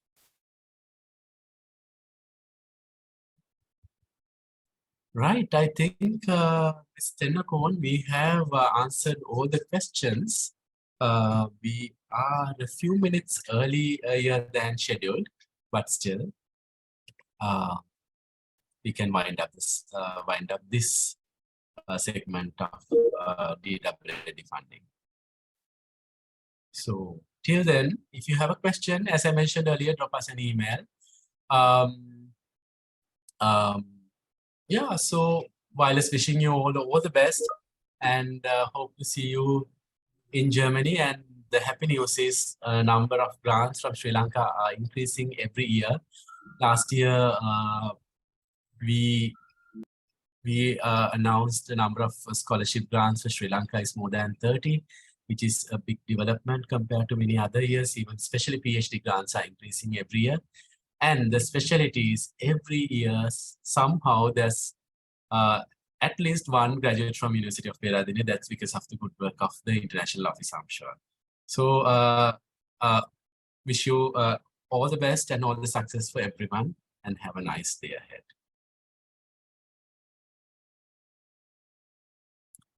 Ms. Shamali, I think you're muted. Thank you very much, Nadeesha. Thank you very much for your very informative presentation and for answering all the questions posted by our participants. I think all the participants got the answers for their questions. Thank you again for joining with us and for this informative presentation and spending your valuable time with us. Since it's almost 10:55, we are about to start the third session, which is about the Chinese Academy of Science, funding opportunities and the Chinese Academy of Science. Now I would like to invite Professor Yuansong, Director, Laboratory of Water Pollution Control Technology, Research Center for Environmental Sciences, Chinese Academy of Science, to share the funding opportunities available under Chinese Academy of Science. Over to you. Shamali, can you give me the right to open my video? I can open. Sure, sir. So, okay, thanks. Thank you. So it's my great pleasure to be invited to have a presentation. So I will share my presentation. Okay, so sorry, so there's something a problem for this sharing. So I will brief introduce how to find the funding and scholarship opportunities from China. So first, a brief introduction to Chinese Academy of Science. Chinese Academy of Science is the largest research umbrella in China, covering almost all scientific areas, and it's responsible for the construction and operation of most of China's big scientific research facilities. So this is a national team for the science and technology innovation and pioneer and the think tank and the community. So now CAS tops the national index in high quality research and has also been crowned for 10 consecutive 10 years. So this is our CAS, but the Chinese Academy of Science is not a funding agency. It's not a funding agency. It's a research umbrella. So this is the basic data. This is the staff, roughly 1% of the total research staff in China. 30% the basic research science project, 40% the PI funded National Science Foundation, 60% the award, and also each year graduate students over 50,000, and the budget is roughly over 22 2 billion US dollar. This is our the funding. And the CAS, that is the structure. This is the CAS headquarters. It is including the research institutes, it's over 100 research institutes, and also 2 universities.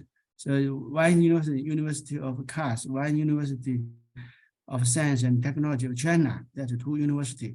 So, and also research institute. That is a very special character. There is integration and research and education. So for students, and they can learning and studying in the university in UCAS and USTC, and when they also do their research in the institute. So that is for the professor. For me, I'm professor, so I do research in our institute, but I also have teaching courses. So after half an hour, I will have teaching courses. So this is my institute. This is the University class. And so I will brief our cooperation between our cooperation, what sense China and Sri Lanka. So there are several very key important milestones. The first milestone, the national agreement. So in 2014 and 2015, there were 2 MOUs were signed between the Ministry of Higher Education and Ministry of Water Supply. And so, and in second milestone, so in 2016, there are the joint statement between China and Sri Lanka. Based on this, so the joint center and the security coast study and also the marine science, something like that also include. That is very important because this joint statement is the cornerstone of country to country, government to government cooperation. And so, and this is based on this. There was a China-Sri Lanka Joint Center for Education Research was founded in 2015. So based on the first 2 MOU and 2014, 2015, and there was a China-Sri Lanka Joint Center for Education Research. This was funded from by the Chinese Academy of Science. So they are including several research area. This is for the marine science, marine environment and climate effect, water environment and water supply safety, underwater archaeology, and the personal journey education. So for the Sri Lanka partners, like the University of Rupana, University of Peradeniya, because the first MOU just signed between the in 2014. This is there is the cooperation with the South China Sea Institute of Oceanology, University of Peradeniya, and my institute. So there is lots of some. This is from Sri Lanka partners. This is from Chinese partners. From our, this is my institute and the South China Sea Institute of Oceanology. And also there are some other international organizations like TUAS, UNESCO, IUCN, Clever, ANSO, and something like that. So I will briefly introduce others. So, and because I in the past, many works for the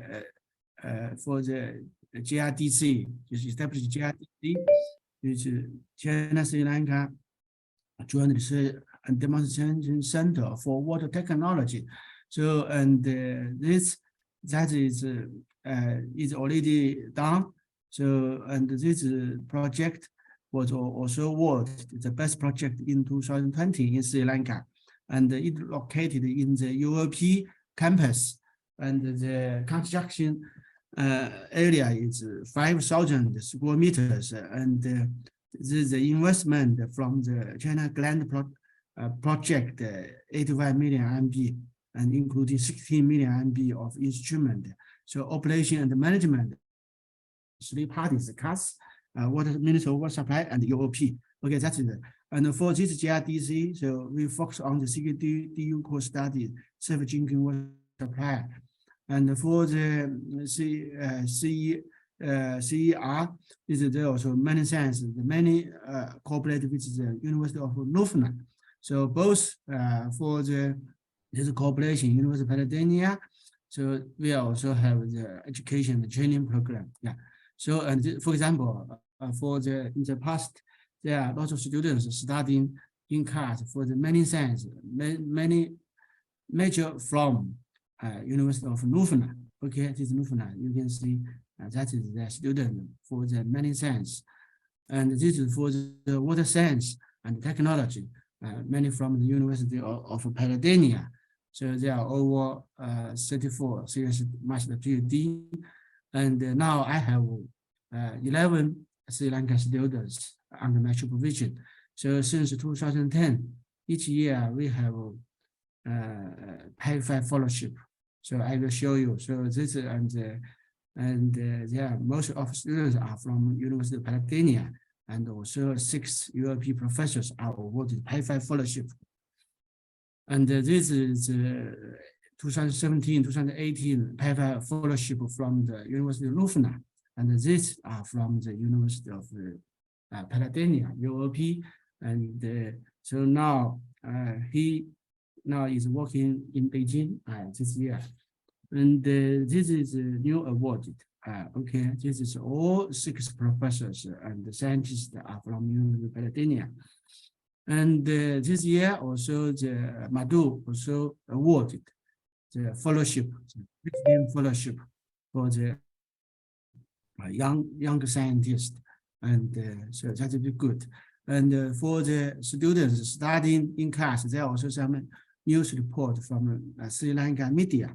So I just go. So and how to because I'm not from the funding agency. I'm just a research professor and scientist. I just share my experience of how to find the opportunity to apply for the successful grant, research grant and the fellowship or something like that. As we know, the USDG, there are 17 USD goals. So, and Sri Lanka government in 2020 also mentioned the water for all. So as we know that now the climate change is also a big challenge for all the countries. So I think in my research area, so maybe there good health and well-being and clean water sanitation, climate change and partnership. So that is very important, I think, for the future. If some students, scientists want to study and working in the class, so some from my area also maybe this is areas are very important. So so as we know, for the especially if you want to have a very successful cooperation, partnership, work together, that is important. So and as USDG goal 17, there are 19 targets, including the finance, technology, capacity building, and something like that for the research. That is very important capacity building, including the platform like the GRDC and also education and training program.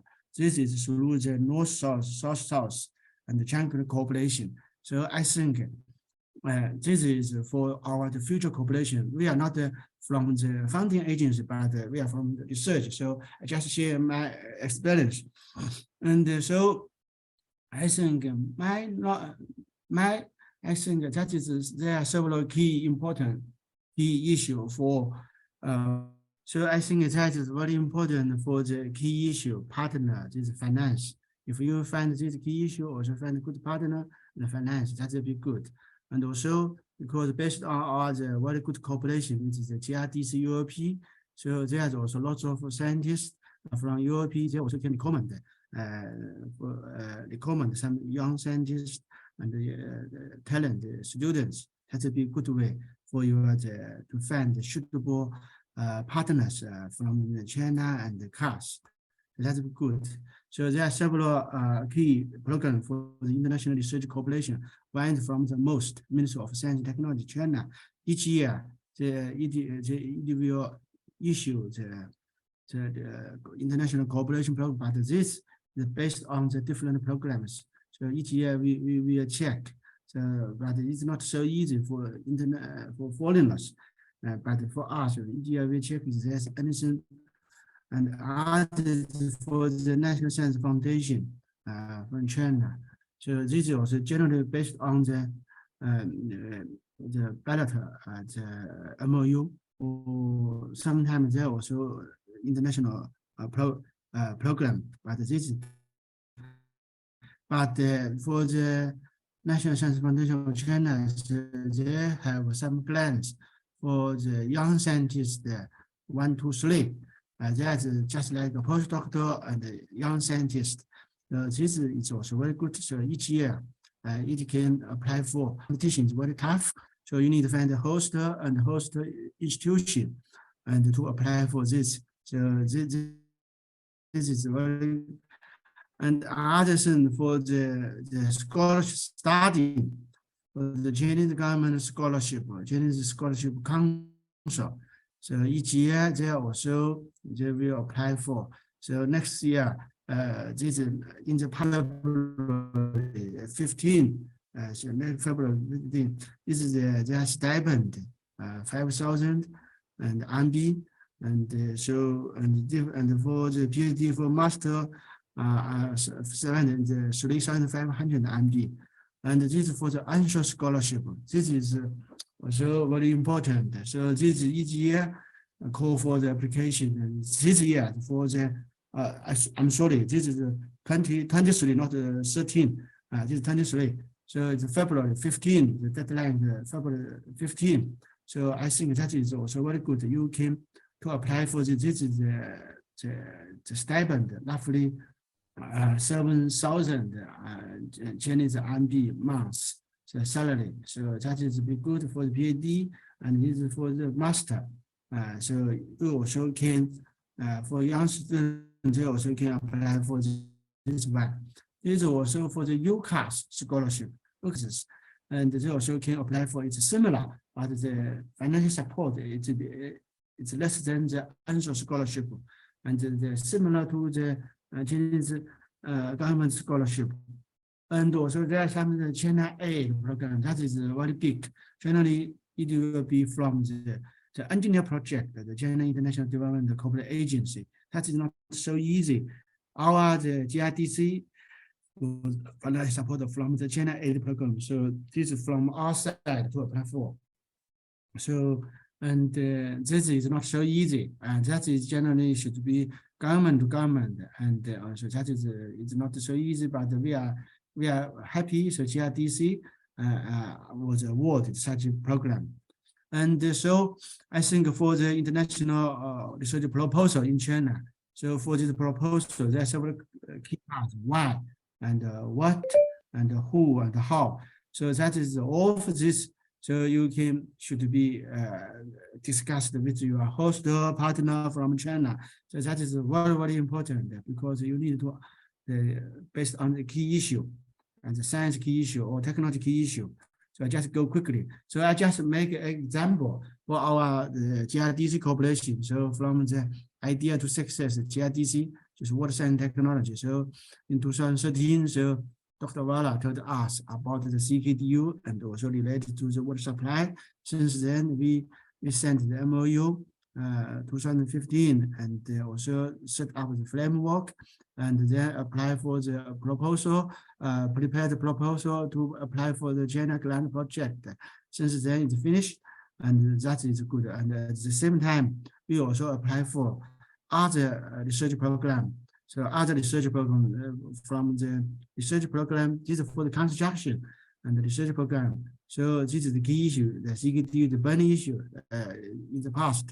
So based on this, there also for the challenge research, not only for the people, well-being people, but also for the challenge for the research. So we select this one. And also there are a lot of hypotheses and how to do that. So we focus on two sides: one for the CKD course start, one for the safe water supply.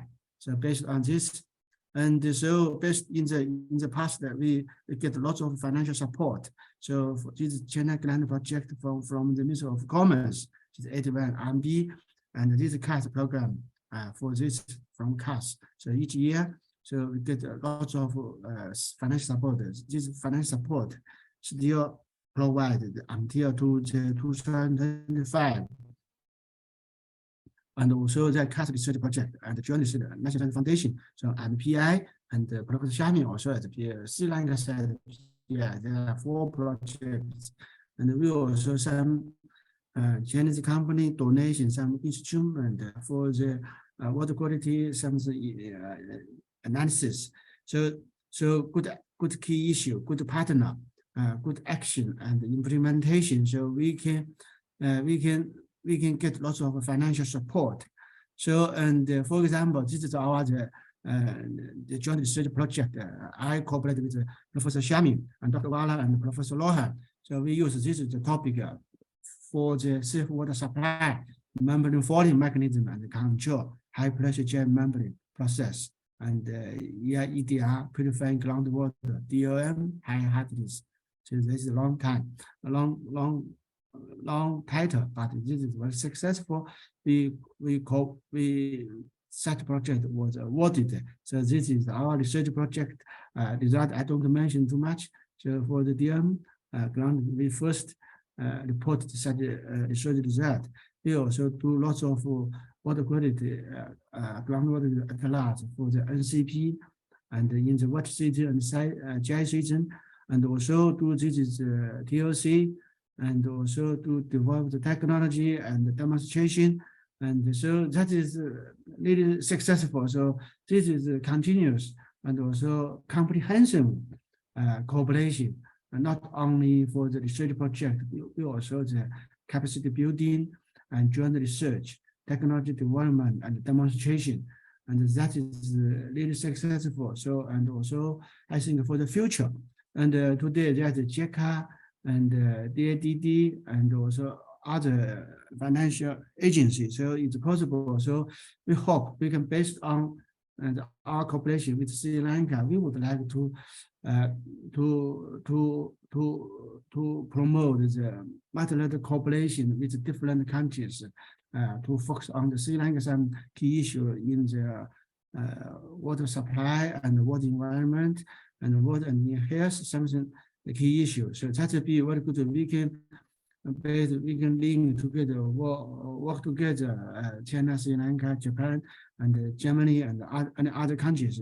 So if we can find very good the project, very good key issue, we can do together. So and now, so and based on now and the CAS and the Ministry of Water Supply and the UOP, so this is our very important partner and for the GRDC. So for the in the future, so we would like to look for the multilateral cooperation in the future. Thanks. Yeah. Finish.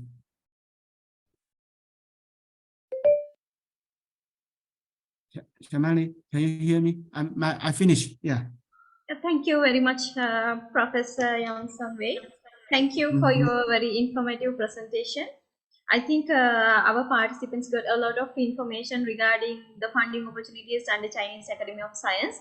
It's a great opportunity for most of our academic staff members who would like to do their research and who are looking for funding opportunities for their research. There are many opportunities under the Chinese Academy of Science. Now we have moved to the Q&A session. If you have any questions, please put your questions in the chat section so we can discuss those questions within these 10 minutes. Okay, yeah, because 2 p.m. I will have a teaching course. Yeah, so if someone have any question, please let me know. Yeah, I think that for the answer scholarship and the UCAS scholarship, the deadline is February 15 next year.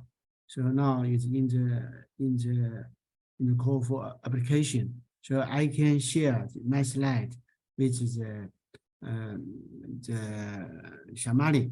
So and you can turn around. So if some people are interested in this, so and that will be it's good way. So and I also discussed with Professor Shami and also it's yours. So it's because in December I will visit Sri Lanka, so we can have some meeting to share some information with the young students, talents, the scientists for the apply for the scholarship and something like that. So yes, yes, before you apply for the PhD and the master, so you need to find a supervisor. That is one thing. Because always I think that this is a very important key issue. If we find yes, that's a good way. There's generally lots of ways. One way, so you can, because now there are already lots of Sri Lanka students study in Chinese academic science. If you know something, so you can contact with them, seek their some advice. This is one thing. Another way, the direct way, you can search in the website based on this the scholarship website. So they are linked to lots of research institute. Okay. That is the two ways. I think that is the two ways.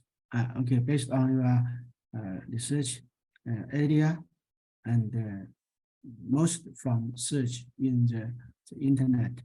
Other way, you can find some scientists from Europe or Sri Lanka or students, because they are already studying or working in class. That will be good for you to find a suitable supervisor. Yeah.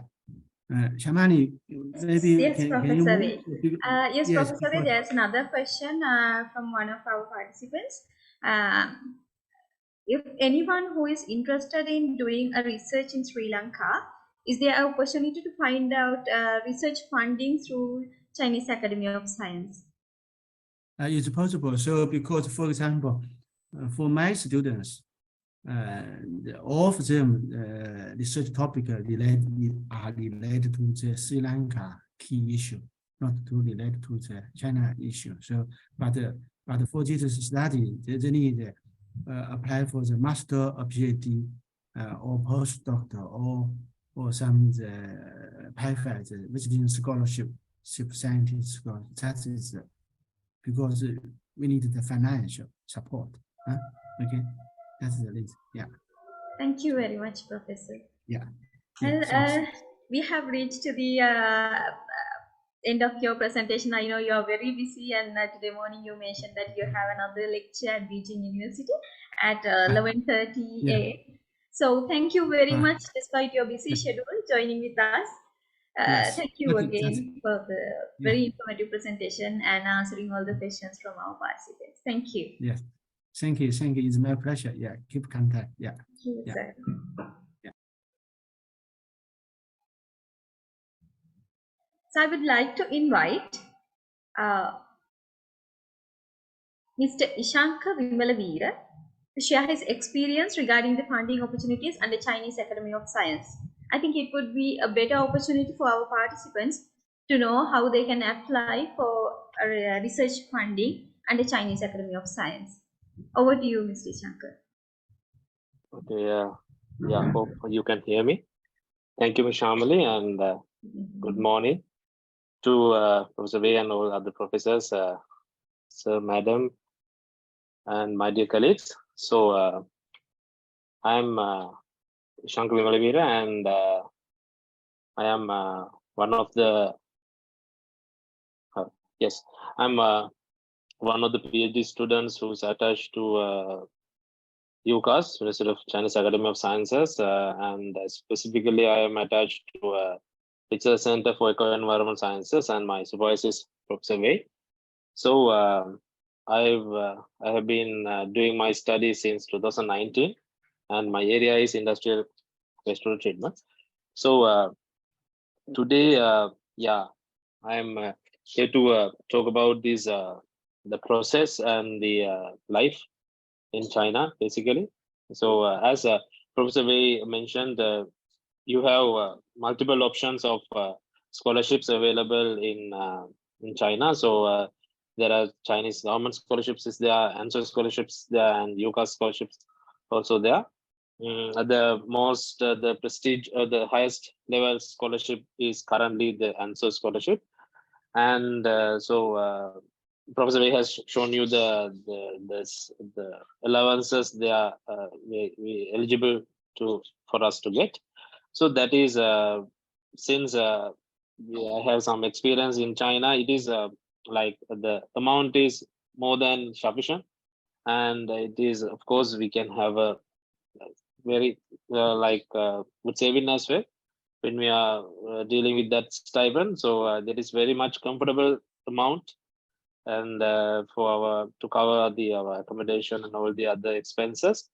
Basically, accommodation is provided within the research centers, so that is very much convenient for us. And of course, they are arranging the one-time air tickets as well if you are going to China under the answer scholarship. And of course, the application process is pretty much simple because the simple documentations are required, and of course, the process is online, and the supervisors can be like according to our field, we can easily find, and they are very responsive. So very supportive, the supervisors from the Chinese universities. So, and of course, when we come to the publication side, of course, we all know that the Chinese universities and those publications are like now they are in the top ranks. So in the Nature, for example, in the Nature journals, so our Chinese Academy of Science is ranked as #1. So yeah, so when it comes to the publication terms, it is very much identified, reputed universities are there in China. So and of course, so it's there's also apart from the education side, there are many other activities that we can involve. There are many cultural events and many extracurricular. Basically, we can enjoy the university life over there. So I encourage you all to, if you are interested, I invite you all to apply for this Chinese scholarships and so UCAS and CSA scholarships. Yeah, thank you very much.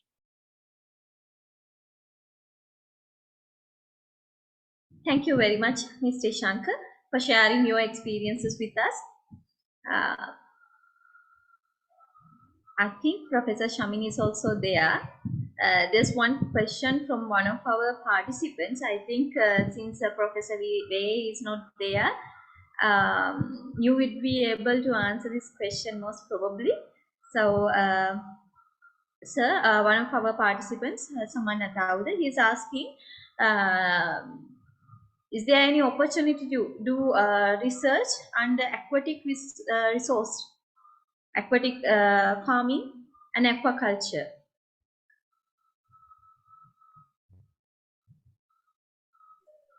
Yeah, I think yeah, the Chinese Academy of Science has like very much diverse departments and faculties.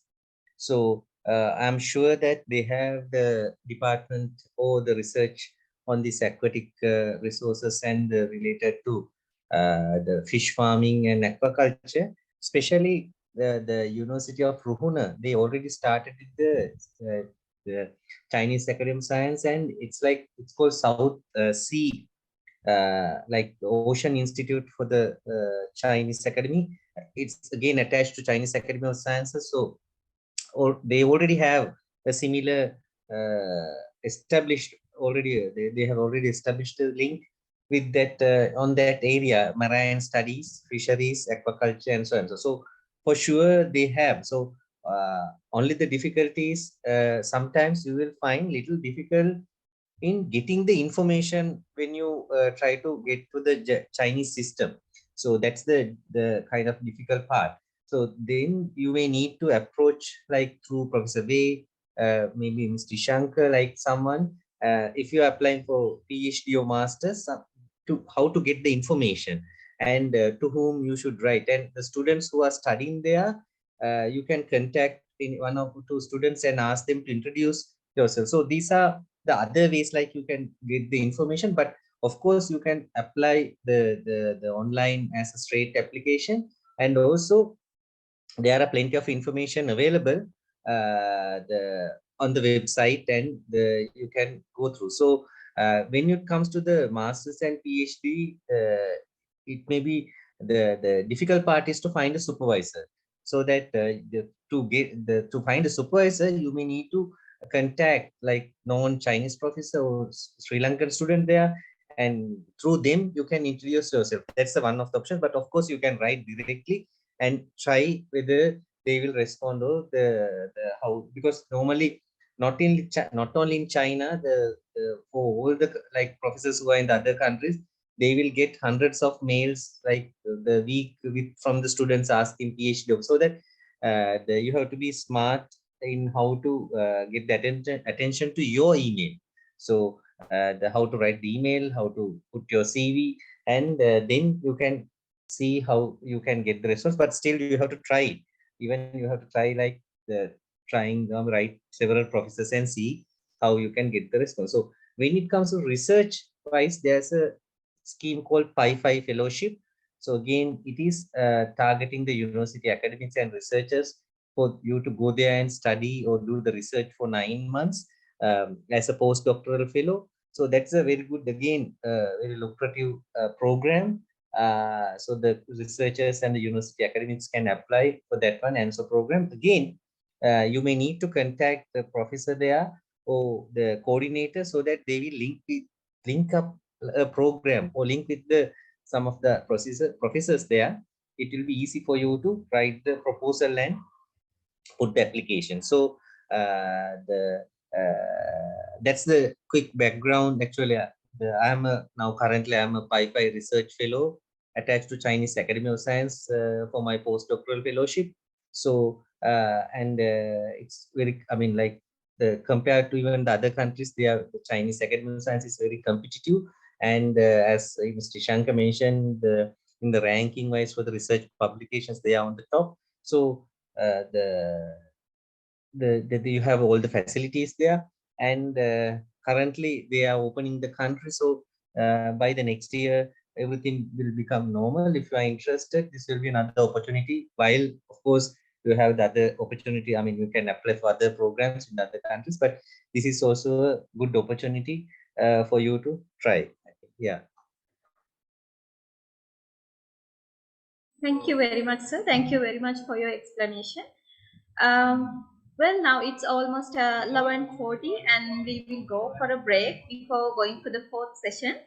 Thank you again for all the resource persons who joined us, for all the 3 sessions that we have already completed, and also all the participants who joined us and very actively for the 3 sessions that we have already conducted. We will start the 4th session, the last session of today's webinar at 12:40 p.m. regarding Erasmus funding opportunities. And we are kindly requesting you to join us again at 12:40 p.m. for the Erasmus Plus funding program. Mr. Adrian Veale, DG Education, Youth Support and Culture, International Cooperation Unit, European Union Commission will discuss the funding opportunities under Erasmus Plus program and information regarding new Erasmus Plus program. This is a great opportunity for you to clarify all your doubts from Mr. Adrian Veale. By yourself, you can ask questions from him, and you can clear all your questions from himself. So we are kindly requesting you to join us for the next session regarding Erasmus Plus program. It will start from 12:40. So see you after 1 hour. Now we will stop for a short break, for a 1 hour break, and let's start from 12:40. Thank you again for joining with us.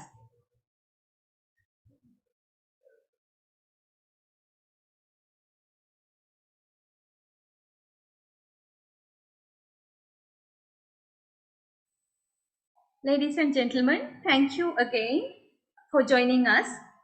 We are about to start the fourth session of today's program. The fourth session is conducted to educate you regarding the funding opportunities under Erasmus Plus program. Our speaker for today's session is Mr. Adrian Veale, DG Education, Youth Support and Culture, International Cooperation Unit, European Union Commission. And let us listen to his presentation on Erasmus Plus program from now on. He will be here in another few minutes for the live session in order to conduct the Q&A session. So you can raise all your questions and you can clarify all your doubts regarding Erasmus Plus program while he is here.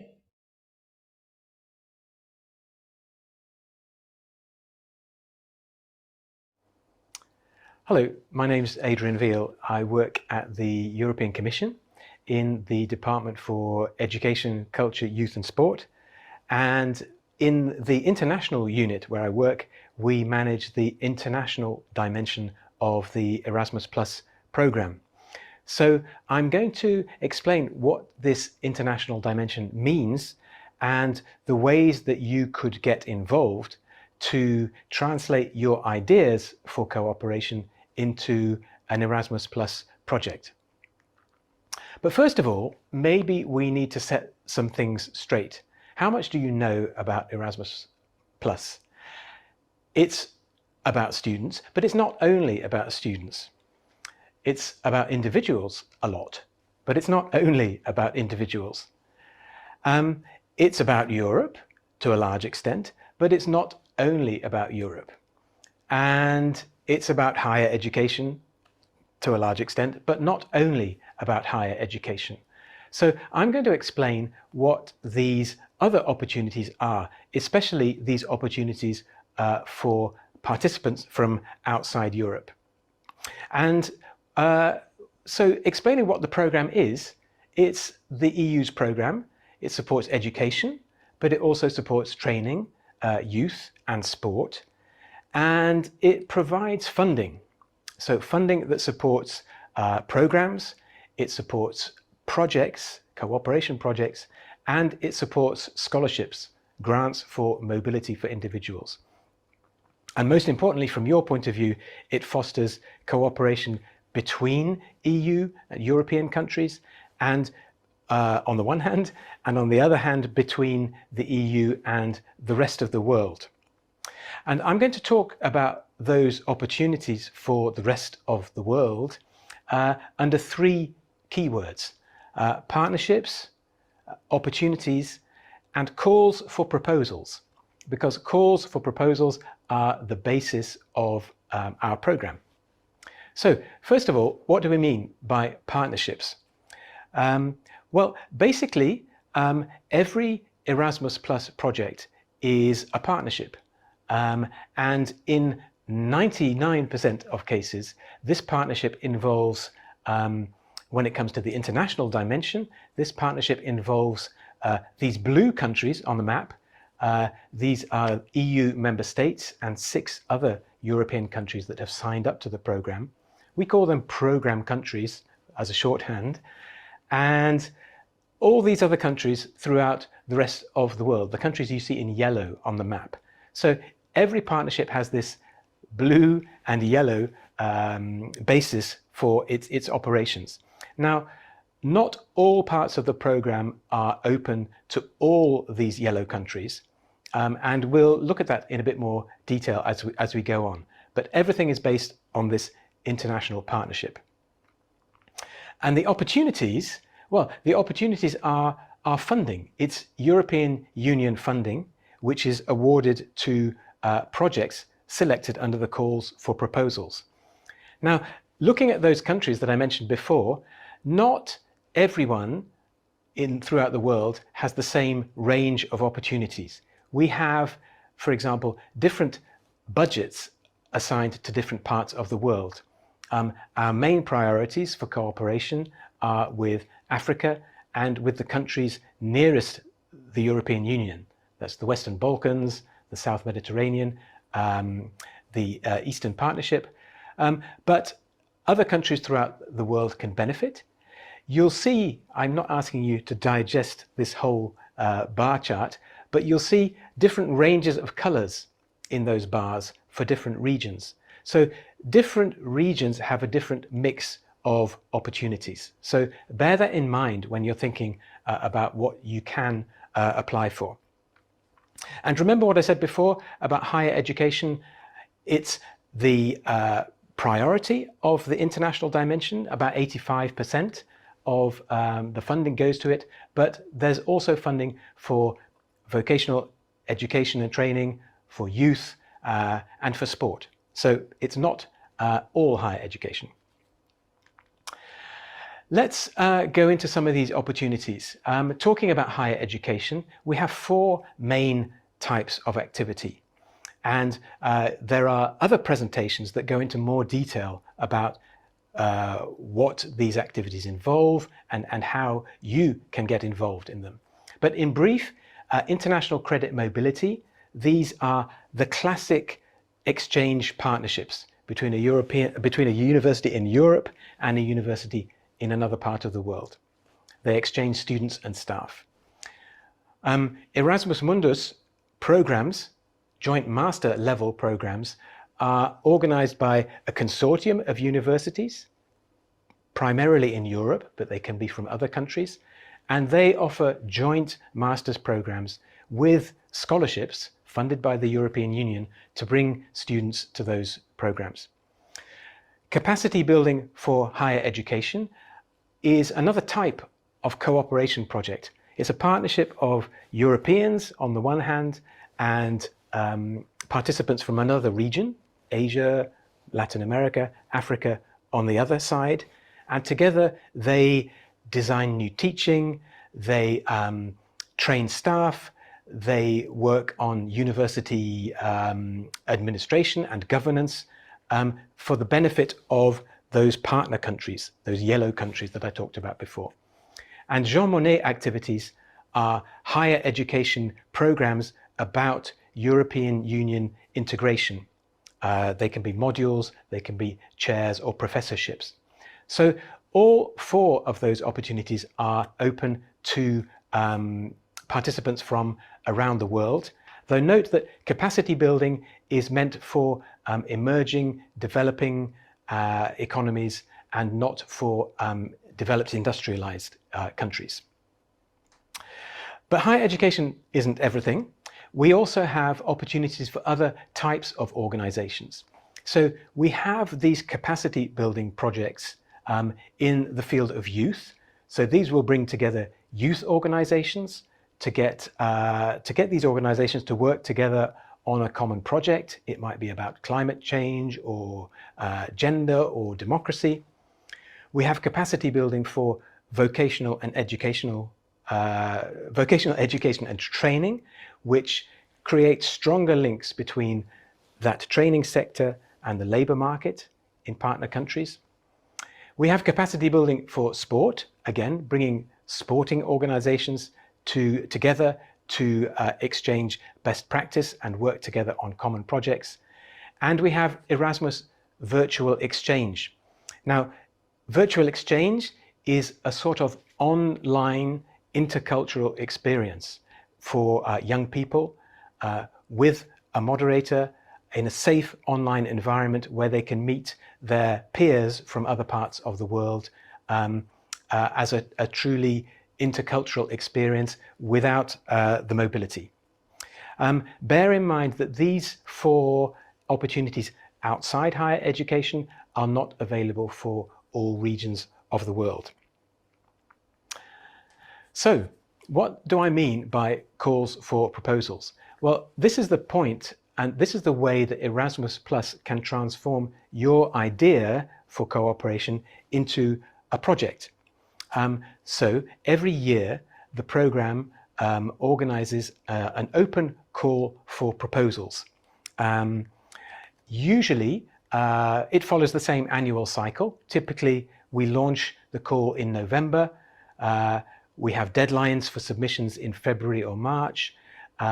We select the projects in the summer, and we finalize the contracts in the latter part of the year.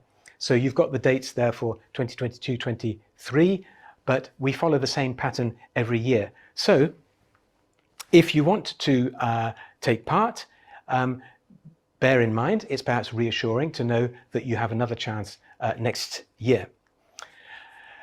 You have to think about the eligibility. Before you start putting together a project proposal, think about how you can get involved and think about where you fit in. So which region are you from? Can you be the leader of a project, or can you be a partner only in a project proposal? Are you the right type of organization to take part in a particular project? Look at the partnership as well. Is your partnership correctly structured? Do you have the right breakdown of members of the partnership, the right regional breakdown? And are the activities that you're proposing eligible as well? Where are you going to carry out these activities? How are you going to do them? And another eligibility criterion is how long your project will last. So you need to think about all these things when you're translating your idea into a project proposal. When you submit your proposal, they are all assessed by experts, and to make the application procedure clearer, they are assessed according to the same criteria. So these are criteria that make for a strong project. You need to show why it's relevant. You need to show the quality of what you're going to do. You need to talk about the quality of the partnership and the way you're going to work as a partnership during the project. And a project has to have impact. What's the effect of the project going to be? What's its heritage going to be when it finishes? So all these things you need to think about when you are getting involved. I'd like also to mention something about application. These international actions are open to countries throughout the world. The different parts of the program have different application procedures. For example, you can apply, you can be the coordinator of an application in most of the actions. But in, for example, international credit mobility, if you're from a partner country, you can only be a partner organization in a project submitted by a European university. So these will all become clear when you look at presentations on these specific actions. Same goes for the non-higher education actions.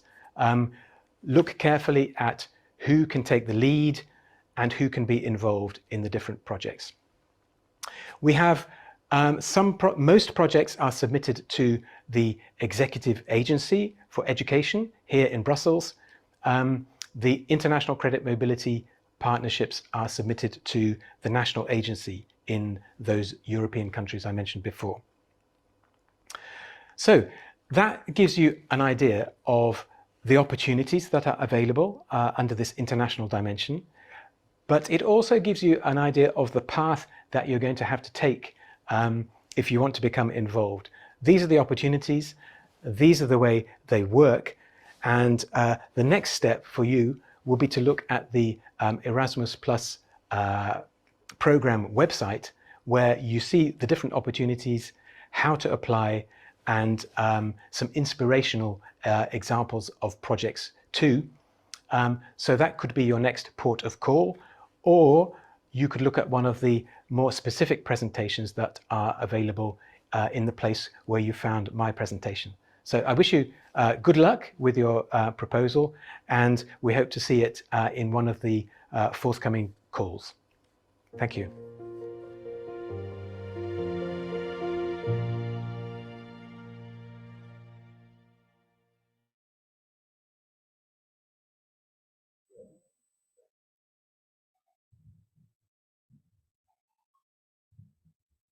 Thank you very much, sir. Thank you again for joining with us despite your busy schedule and the time differences between the two regions. We welcome you to the information session that we are conducting today. And now we are moving to the Q&A session. Please feel free to ask all your questions and clarify all your doubts from Mr. Adrian. So please feel free to ask your questions. You can post your questions in the chat section, as well as you can raise your hand and you can ask your questions. Perhaps I can just make a little recap. Yes, please.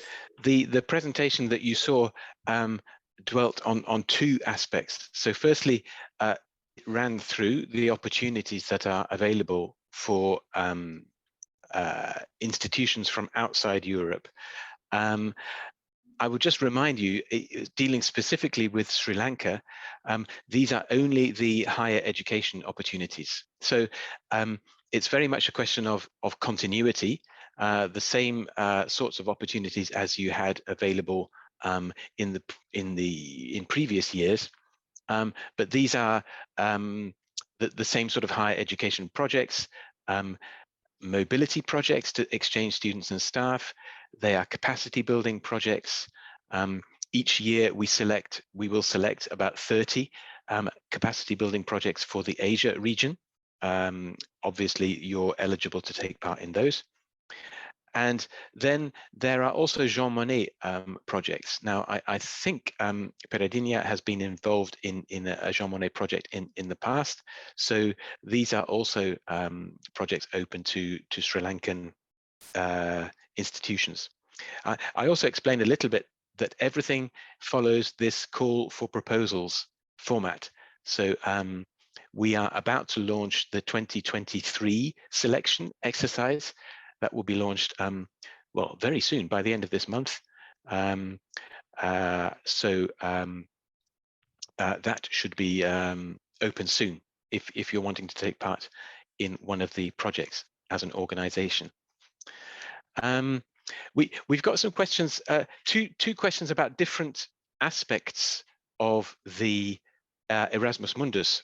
Now, Erasmus Mundus, it's a program that supports joint degree programs, and it does it in two ways. It supports the programs themselves, so it enables Sri Lankan universities to take part in a joint degree program as part of a consortium of universities, including European ones.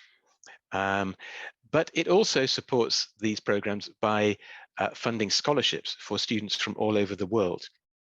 Now, the first question that came in was a question about these scholarships. Now, these these are awarded on a very open procedure. The first place for you to go is to look at what we call the catalogue of master programs. If I am really clever, hang on a second. If I am really clever, I can share a view of this catalogue of programs so that you can see what I'm talking about. But basically, you should look at the programs that are available each year. Oh, I can't share my screen. Okay. Well, if you Google Erasmus Mundus catalog, you will find a list. There are about 150, 170 even of these master's programs. Look at the programs, because if you're interested in a scholarship, you will need to apply to a program that that interests you, a program that you are qualified to follow, or a program that matches your plans, you know, for your future, for your career. So it's not a scheme where you apply for a scholarship and then look for a master's. It's the other way around. You apply to the master's program that interests you, and the best ranked students who apply to that program are eligible for an EU-funded scholarship. I should also let you know, there are two other sort of categories of participants.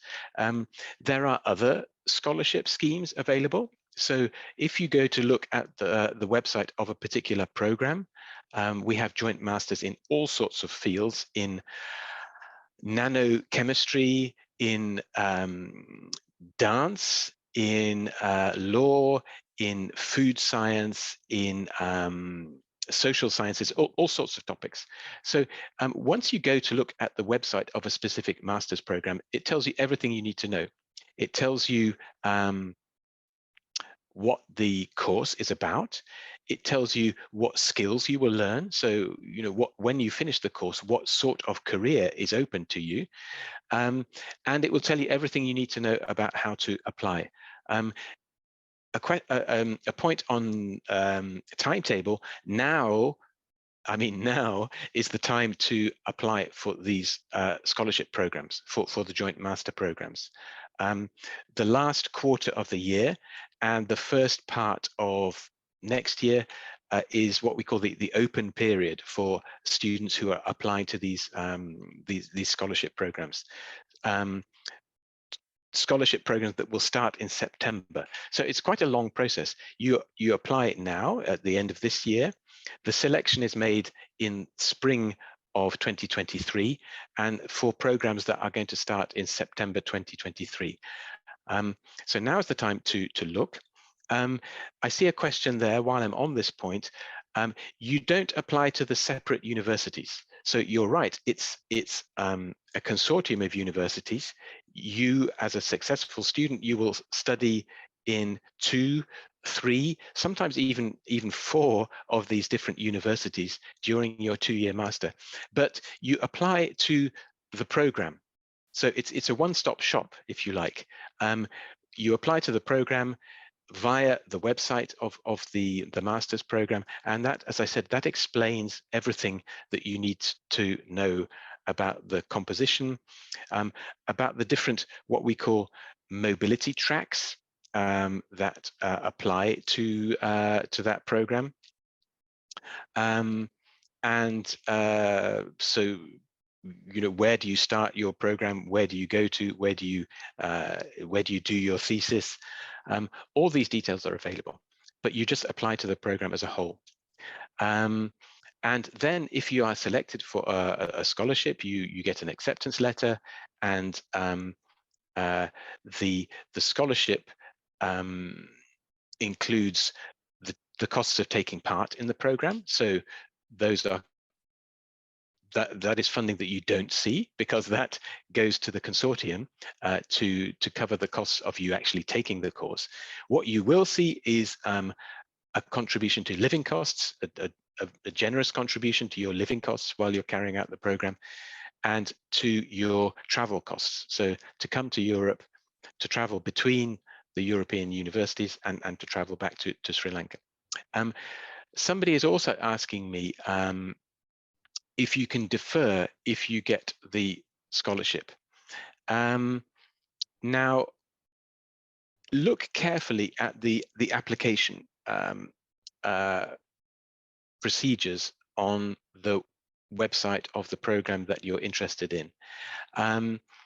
Traditionally, we have had an annual selection cycle, which is always to select students to start in the next few months after selection. It's not something where you can apply in 2023 for a course that starts in 2026, for example. But look carefully, because we have a lot more flexibility in the rules now. The programs are able to decide. They have 60 scholarships to award, okay? Each program has 60 scholarships. They can decide whether they offer 15 every year for 4 years, or they can decide whether they maybe do 30 in the first year and then split the other 30 over 10 for the following 3 years. So I think to answer that question, you would have to look at the website itself.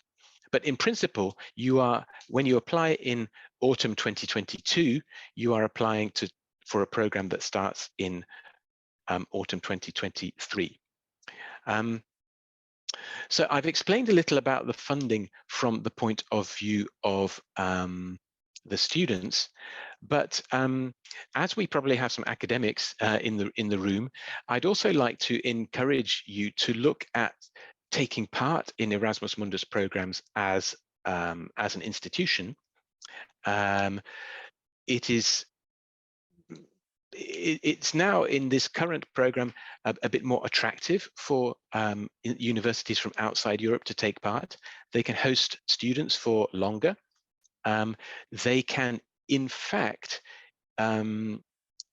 initiate a proposal. They can initiate an application to be an Erasmus Mundus joint program. So perhaps, if we have faculty members or deans in the audience, or if we have, the International Relations Office, the Rector's Office, maybe as a university, you can look at your current work with European universities. Are you already working on joint programs? Maybe there's something that you have developed as part of a capacity building project, a module, a teaching module that already is a form of cooperation. And maybe that program could be the basis for an Erasmus Mundus program that you would be able to offer as a wider consortium. So that's Erasmus Mundus. We also have a question about postdoctoral opportunities. First of all, before I answer that question, I'm just going to paste the well, it's going into the hosts and panelists chat. So just for the organizers, that I'm pasting the list of the Erasmus Mundus catalog. So that's the list of all the master's programs. But we had a question about postdoctoral opportunities. Now, the good news is yes, there are EU-funded postdoctoral opportunities. They are actually offered as part of a separate program. So the Erasmus Plus program works up to the higher, let's call it the higher education level. It supports exchange at bachelor's level, at master's level, at some doctoral level, some staff mobility. But if you're talking about postdoctoral opportunities, you're talking about actually part of our research programs. So we deal with education, our colleagues deal with research, and I would offer you this sort of place to start. If you go to a website which is called Euraccess, I'm also going to post that in the chat. Maybe the colleagues can forward that. EURAXESS, Euraccess. This is a specially designed website that provides information about European support for postdoctoral research opportunities, so research grants, but also postdoctoral employment opportunities. And often the two go hand in hand. You are employed by a research institute to carry out research. So Euraccess is the place to go. Note that they also have a special section called Euraccess Worldwide.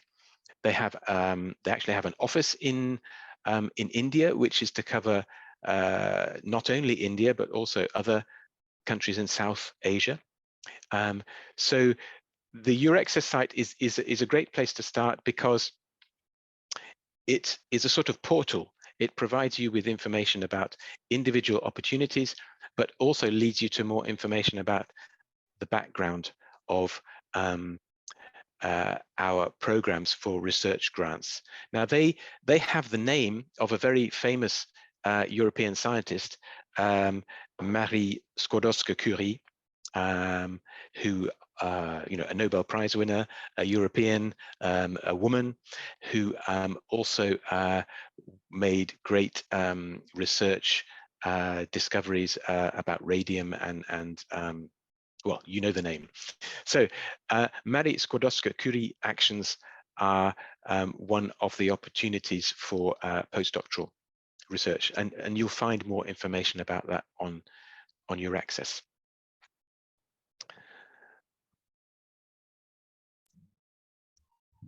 Thank you very much, sir. Representing the International Relations Office of University of Peradeniya, I've got one question. Actually, this question is raised by many of our academic staff members regarding Erasmus Plus program, because many of our academic staff members who would like to apply for CBHE projects, like they have some doubts and how to apply, like the application procedure, online application procedure. Earlier it was not online application procedure, but from last year the procedure has changed a little bit, so they would like to know the new application procedure. Could you please explain a little bit about that as well? Yes, gladly, yes. Indeed, your colleagues who are interested in capacity building will have noticed that there has been a big change in the mechanics of applying to the program. So the program itself remains very similar, and the objectives of the program and what it supports remain very similar to previous years. What has changed is that we now have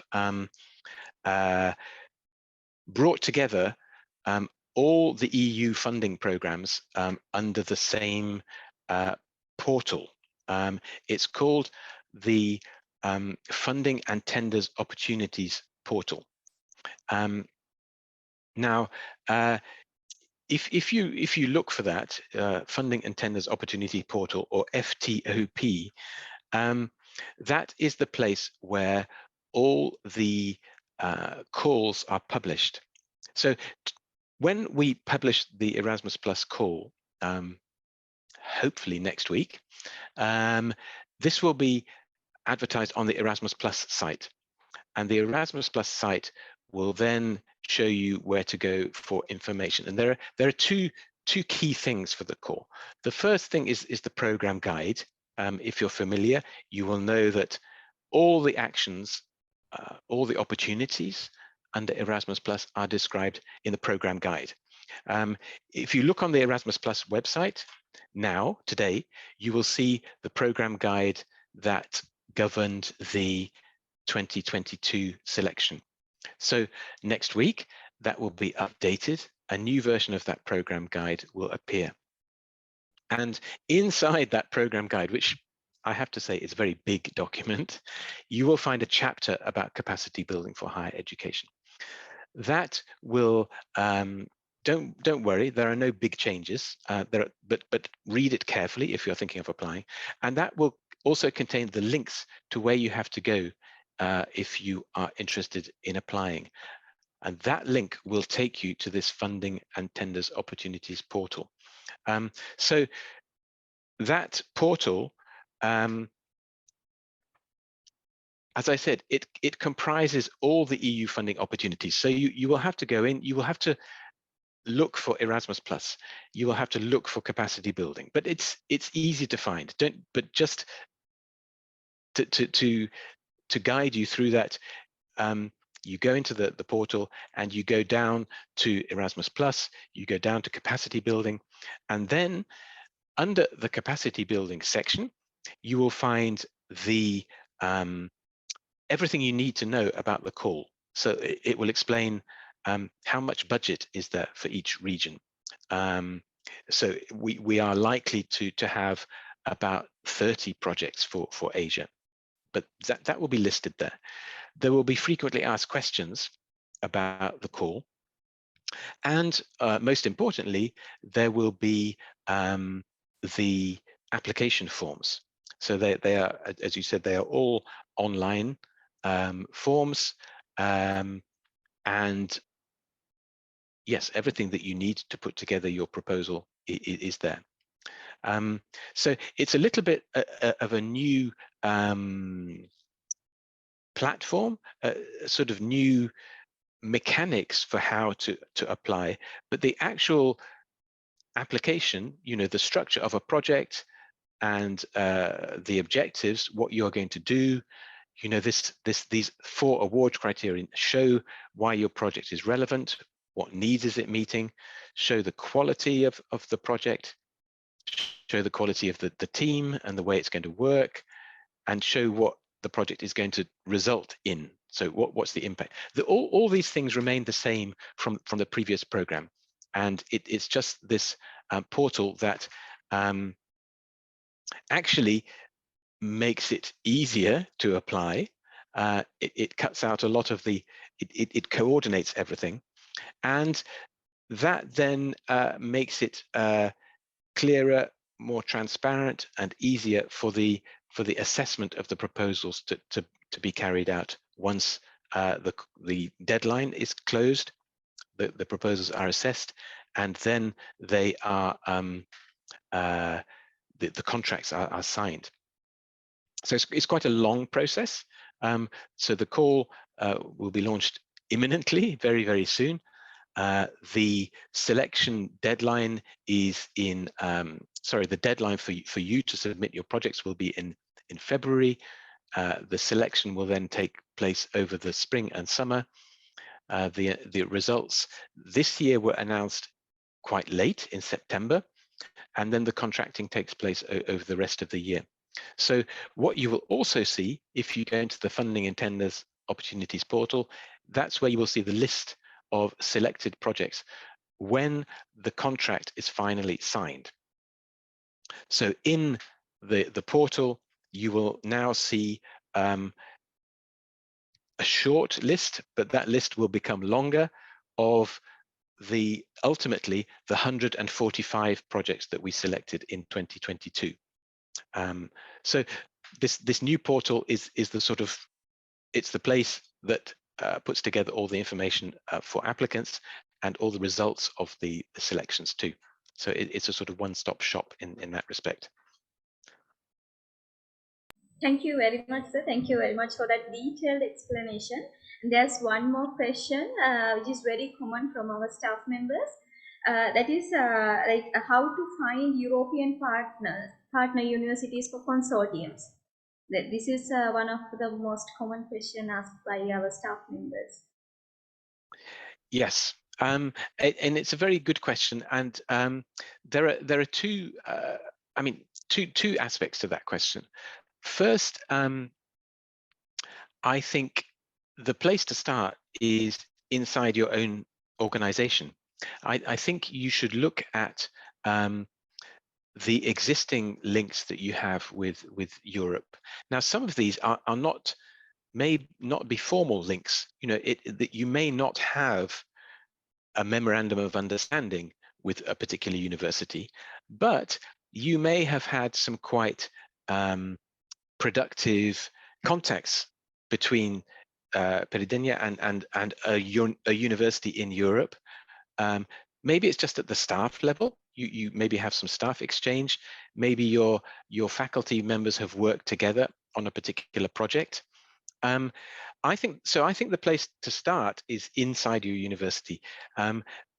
Explain to your staff what the opportunities are, and ask them to think about experience from the past that could be the basis for a project. Because if you have that, you can then get back to these Europeans, and the Europeans, obviously, they will know about these opportunities too. So it may be a question of just, if you like, reviving contacts and trying to steer them towards an Erasmus Plus project. That, I think, is the most effective way. And also, you know, bear in mind that it makes your project stronger if you can point to past experience, past successful cooperation with the other members of the consortium. That's much better. Now, if you are starting from scratch, you know, if you have a project, or maybe you have the seeds of the project, you have the idea, and maybe you have one partner, you can also look at the Funding and Tenders portal, because that has a form of partner search. You can look either from the point of view of institutions that are already in the portal. So this is the same place as you have to register if you are an institution that wants to be involved in an Erasmus Plus project, you appear in that same database. And you can look at that database. You can look at the institutions that are involved, and you can do some searching under keywords, so you can see the areas they're interested in. It's also possible for you or for the Europeans to appear in a certain section of the portal called Partner Search.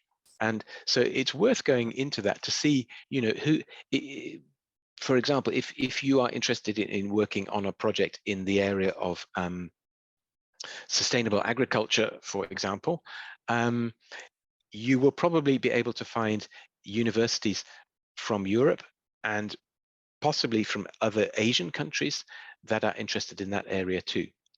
So those are the two the two actions I would propose. Be aware, but so if your staff are aware, they can look at these opportunities and think maybe that is something for them. They can discuss them if they're taking part in in symposia. It's a good conversation starter when you meet somebody from Europe, or look at the portal for these individual universities and the profile that they have on the portal. Thank you very much, sir. I'm sure that most of our staff members got the answers for their questions. And thank you again for participating and for joining with us despite your busy schedule and the time difference between the two regions. I know that there were some difficulties because of the time difference. Thank you very much again for joining with us. Yes. Yeah, it's my pleasure. Yes, we have some difficulties with the trains. I come by train to the office, and it's not difficult. It's not easy at that time in the morning. But yes. Thank you very much again. And with that, we have reached the end of today's program, and I would like to invite Professor C.N.R. Alas, Director International Relations Office, to deliver the vote of thanks. Okay, hi, Mr. Adrian. So, good afternoon for the participants who are joining from Sri Lanka, and good morning and good evening those who are joining from the different part of the globe. And Mr. Adrian, and all the participants and my dear members of the International Relations Office, with a great pleasure, I would like to propose a word of thanks after very successful and fruitful sessions. And the objective of this session is to educate our staff at the University of Peradeniya regarding the availability of the funding opportunities for research, funding for capacity building, funding for higher education studies. So then you see, after this session, first actually I would like to thank Professor Terence Mudhujith, the Deputy Vice-chancellor, for joining to the opening ceremony of this program.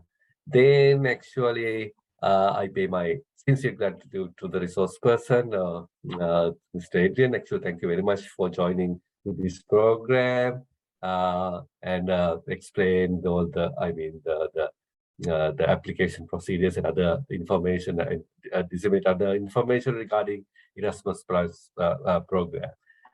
Then I like to thank Mr. Kenji Inoue, the first secretary at the Embassy of Japan in Sri Lanka, and Miss Ide, the senior representative of JICA at Sri Lankan office. Those who came, joined to explain JICA and Japanese embassy related funding and the scholarships programs. Then I would like to thank Professor Veale, who joined from China. He's actually attached to the Chinese Academy of Science, and thank you very much for explain and encourage us to, the participants to get know and apply their scholarships programs. And finally, I like to thank Mr. Nadeesha, who joined from German Embassy Colombo to explain that scholarship programs. And again, I would like to thank all the resource persons that for the for the all the information that they gave to our participants and conduct very fruitful, program. They contribute to conduct a fruitful program today. Thank you very much, all. Have a very good day. Thank you, sir. Thank you all. And with that, we have reached the end of today's program on international funding opportunities. We will share the recording of the information session in our YouTube channel. Thank you very much and have a nice day.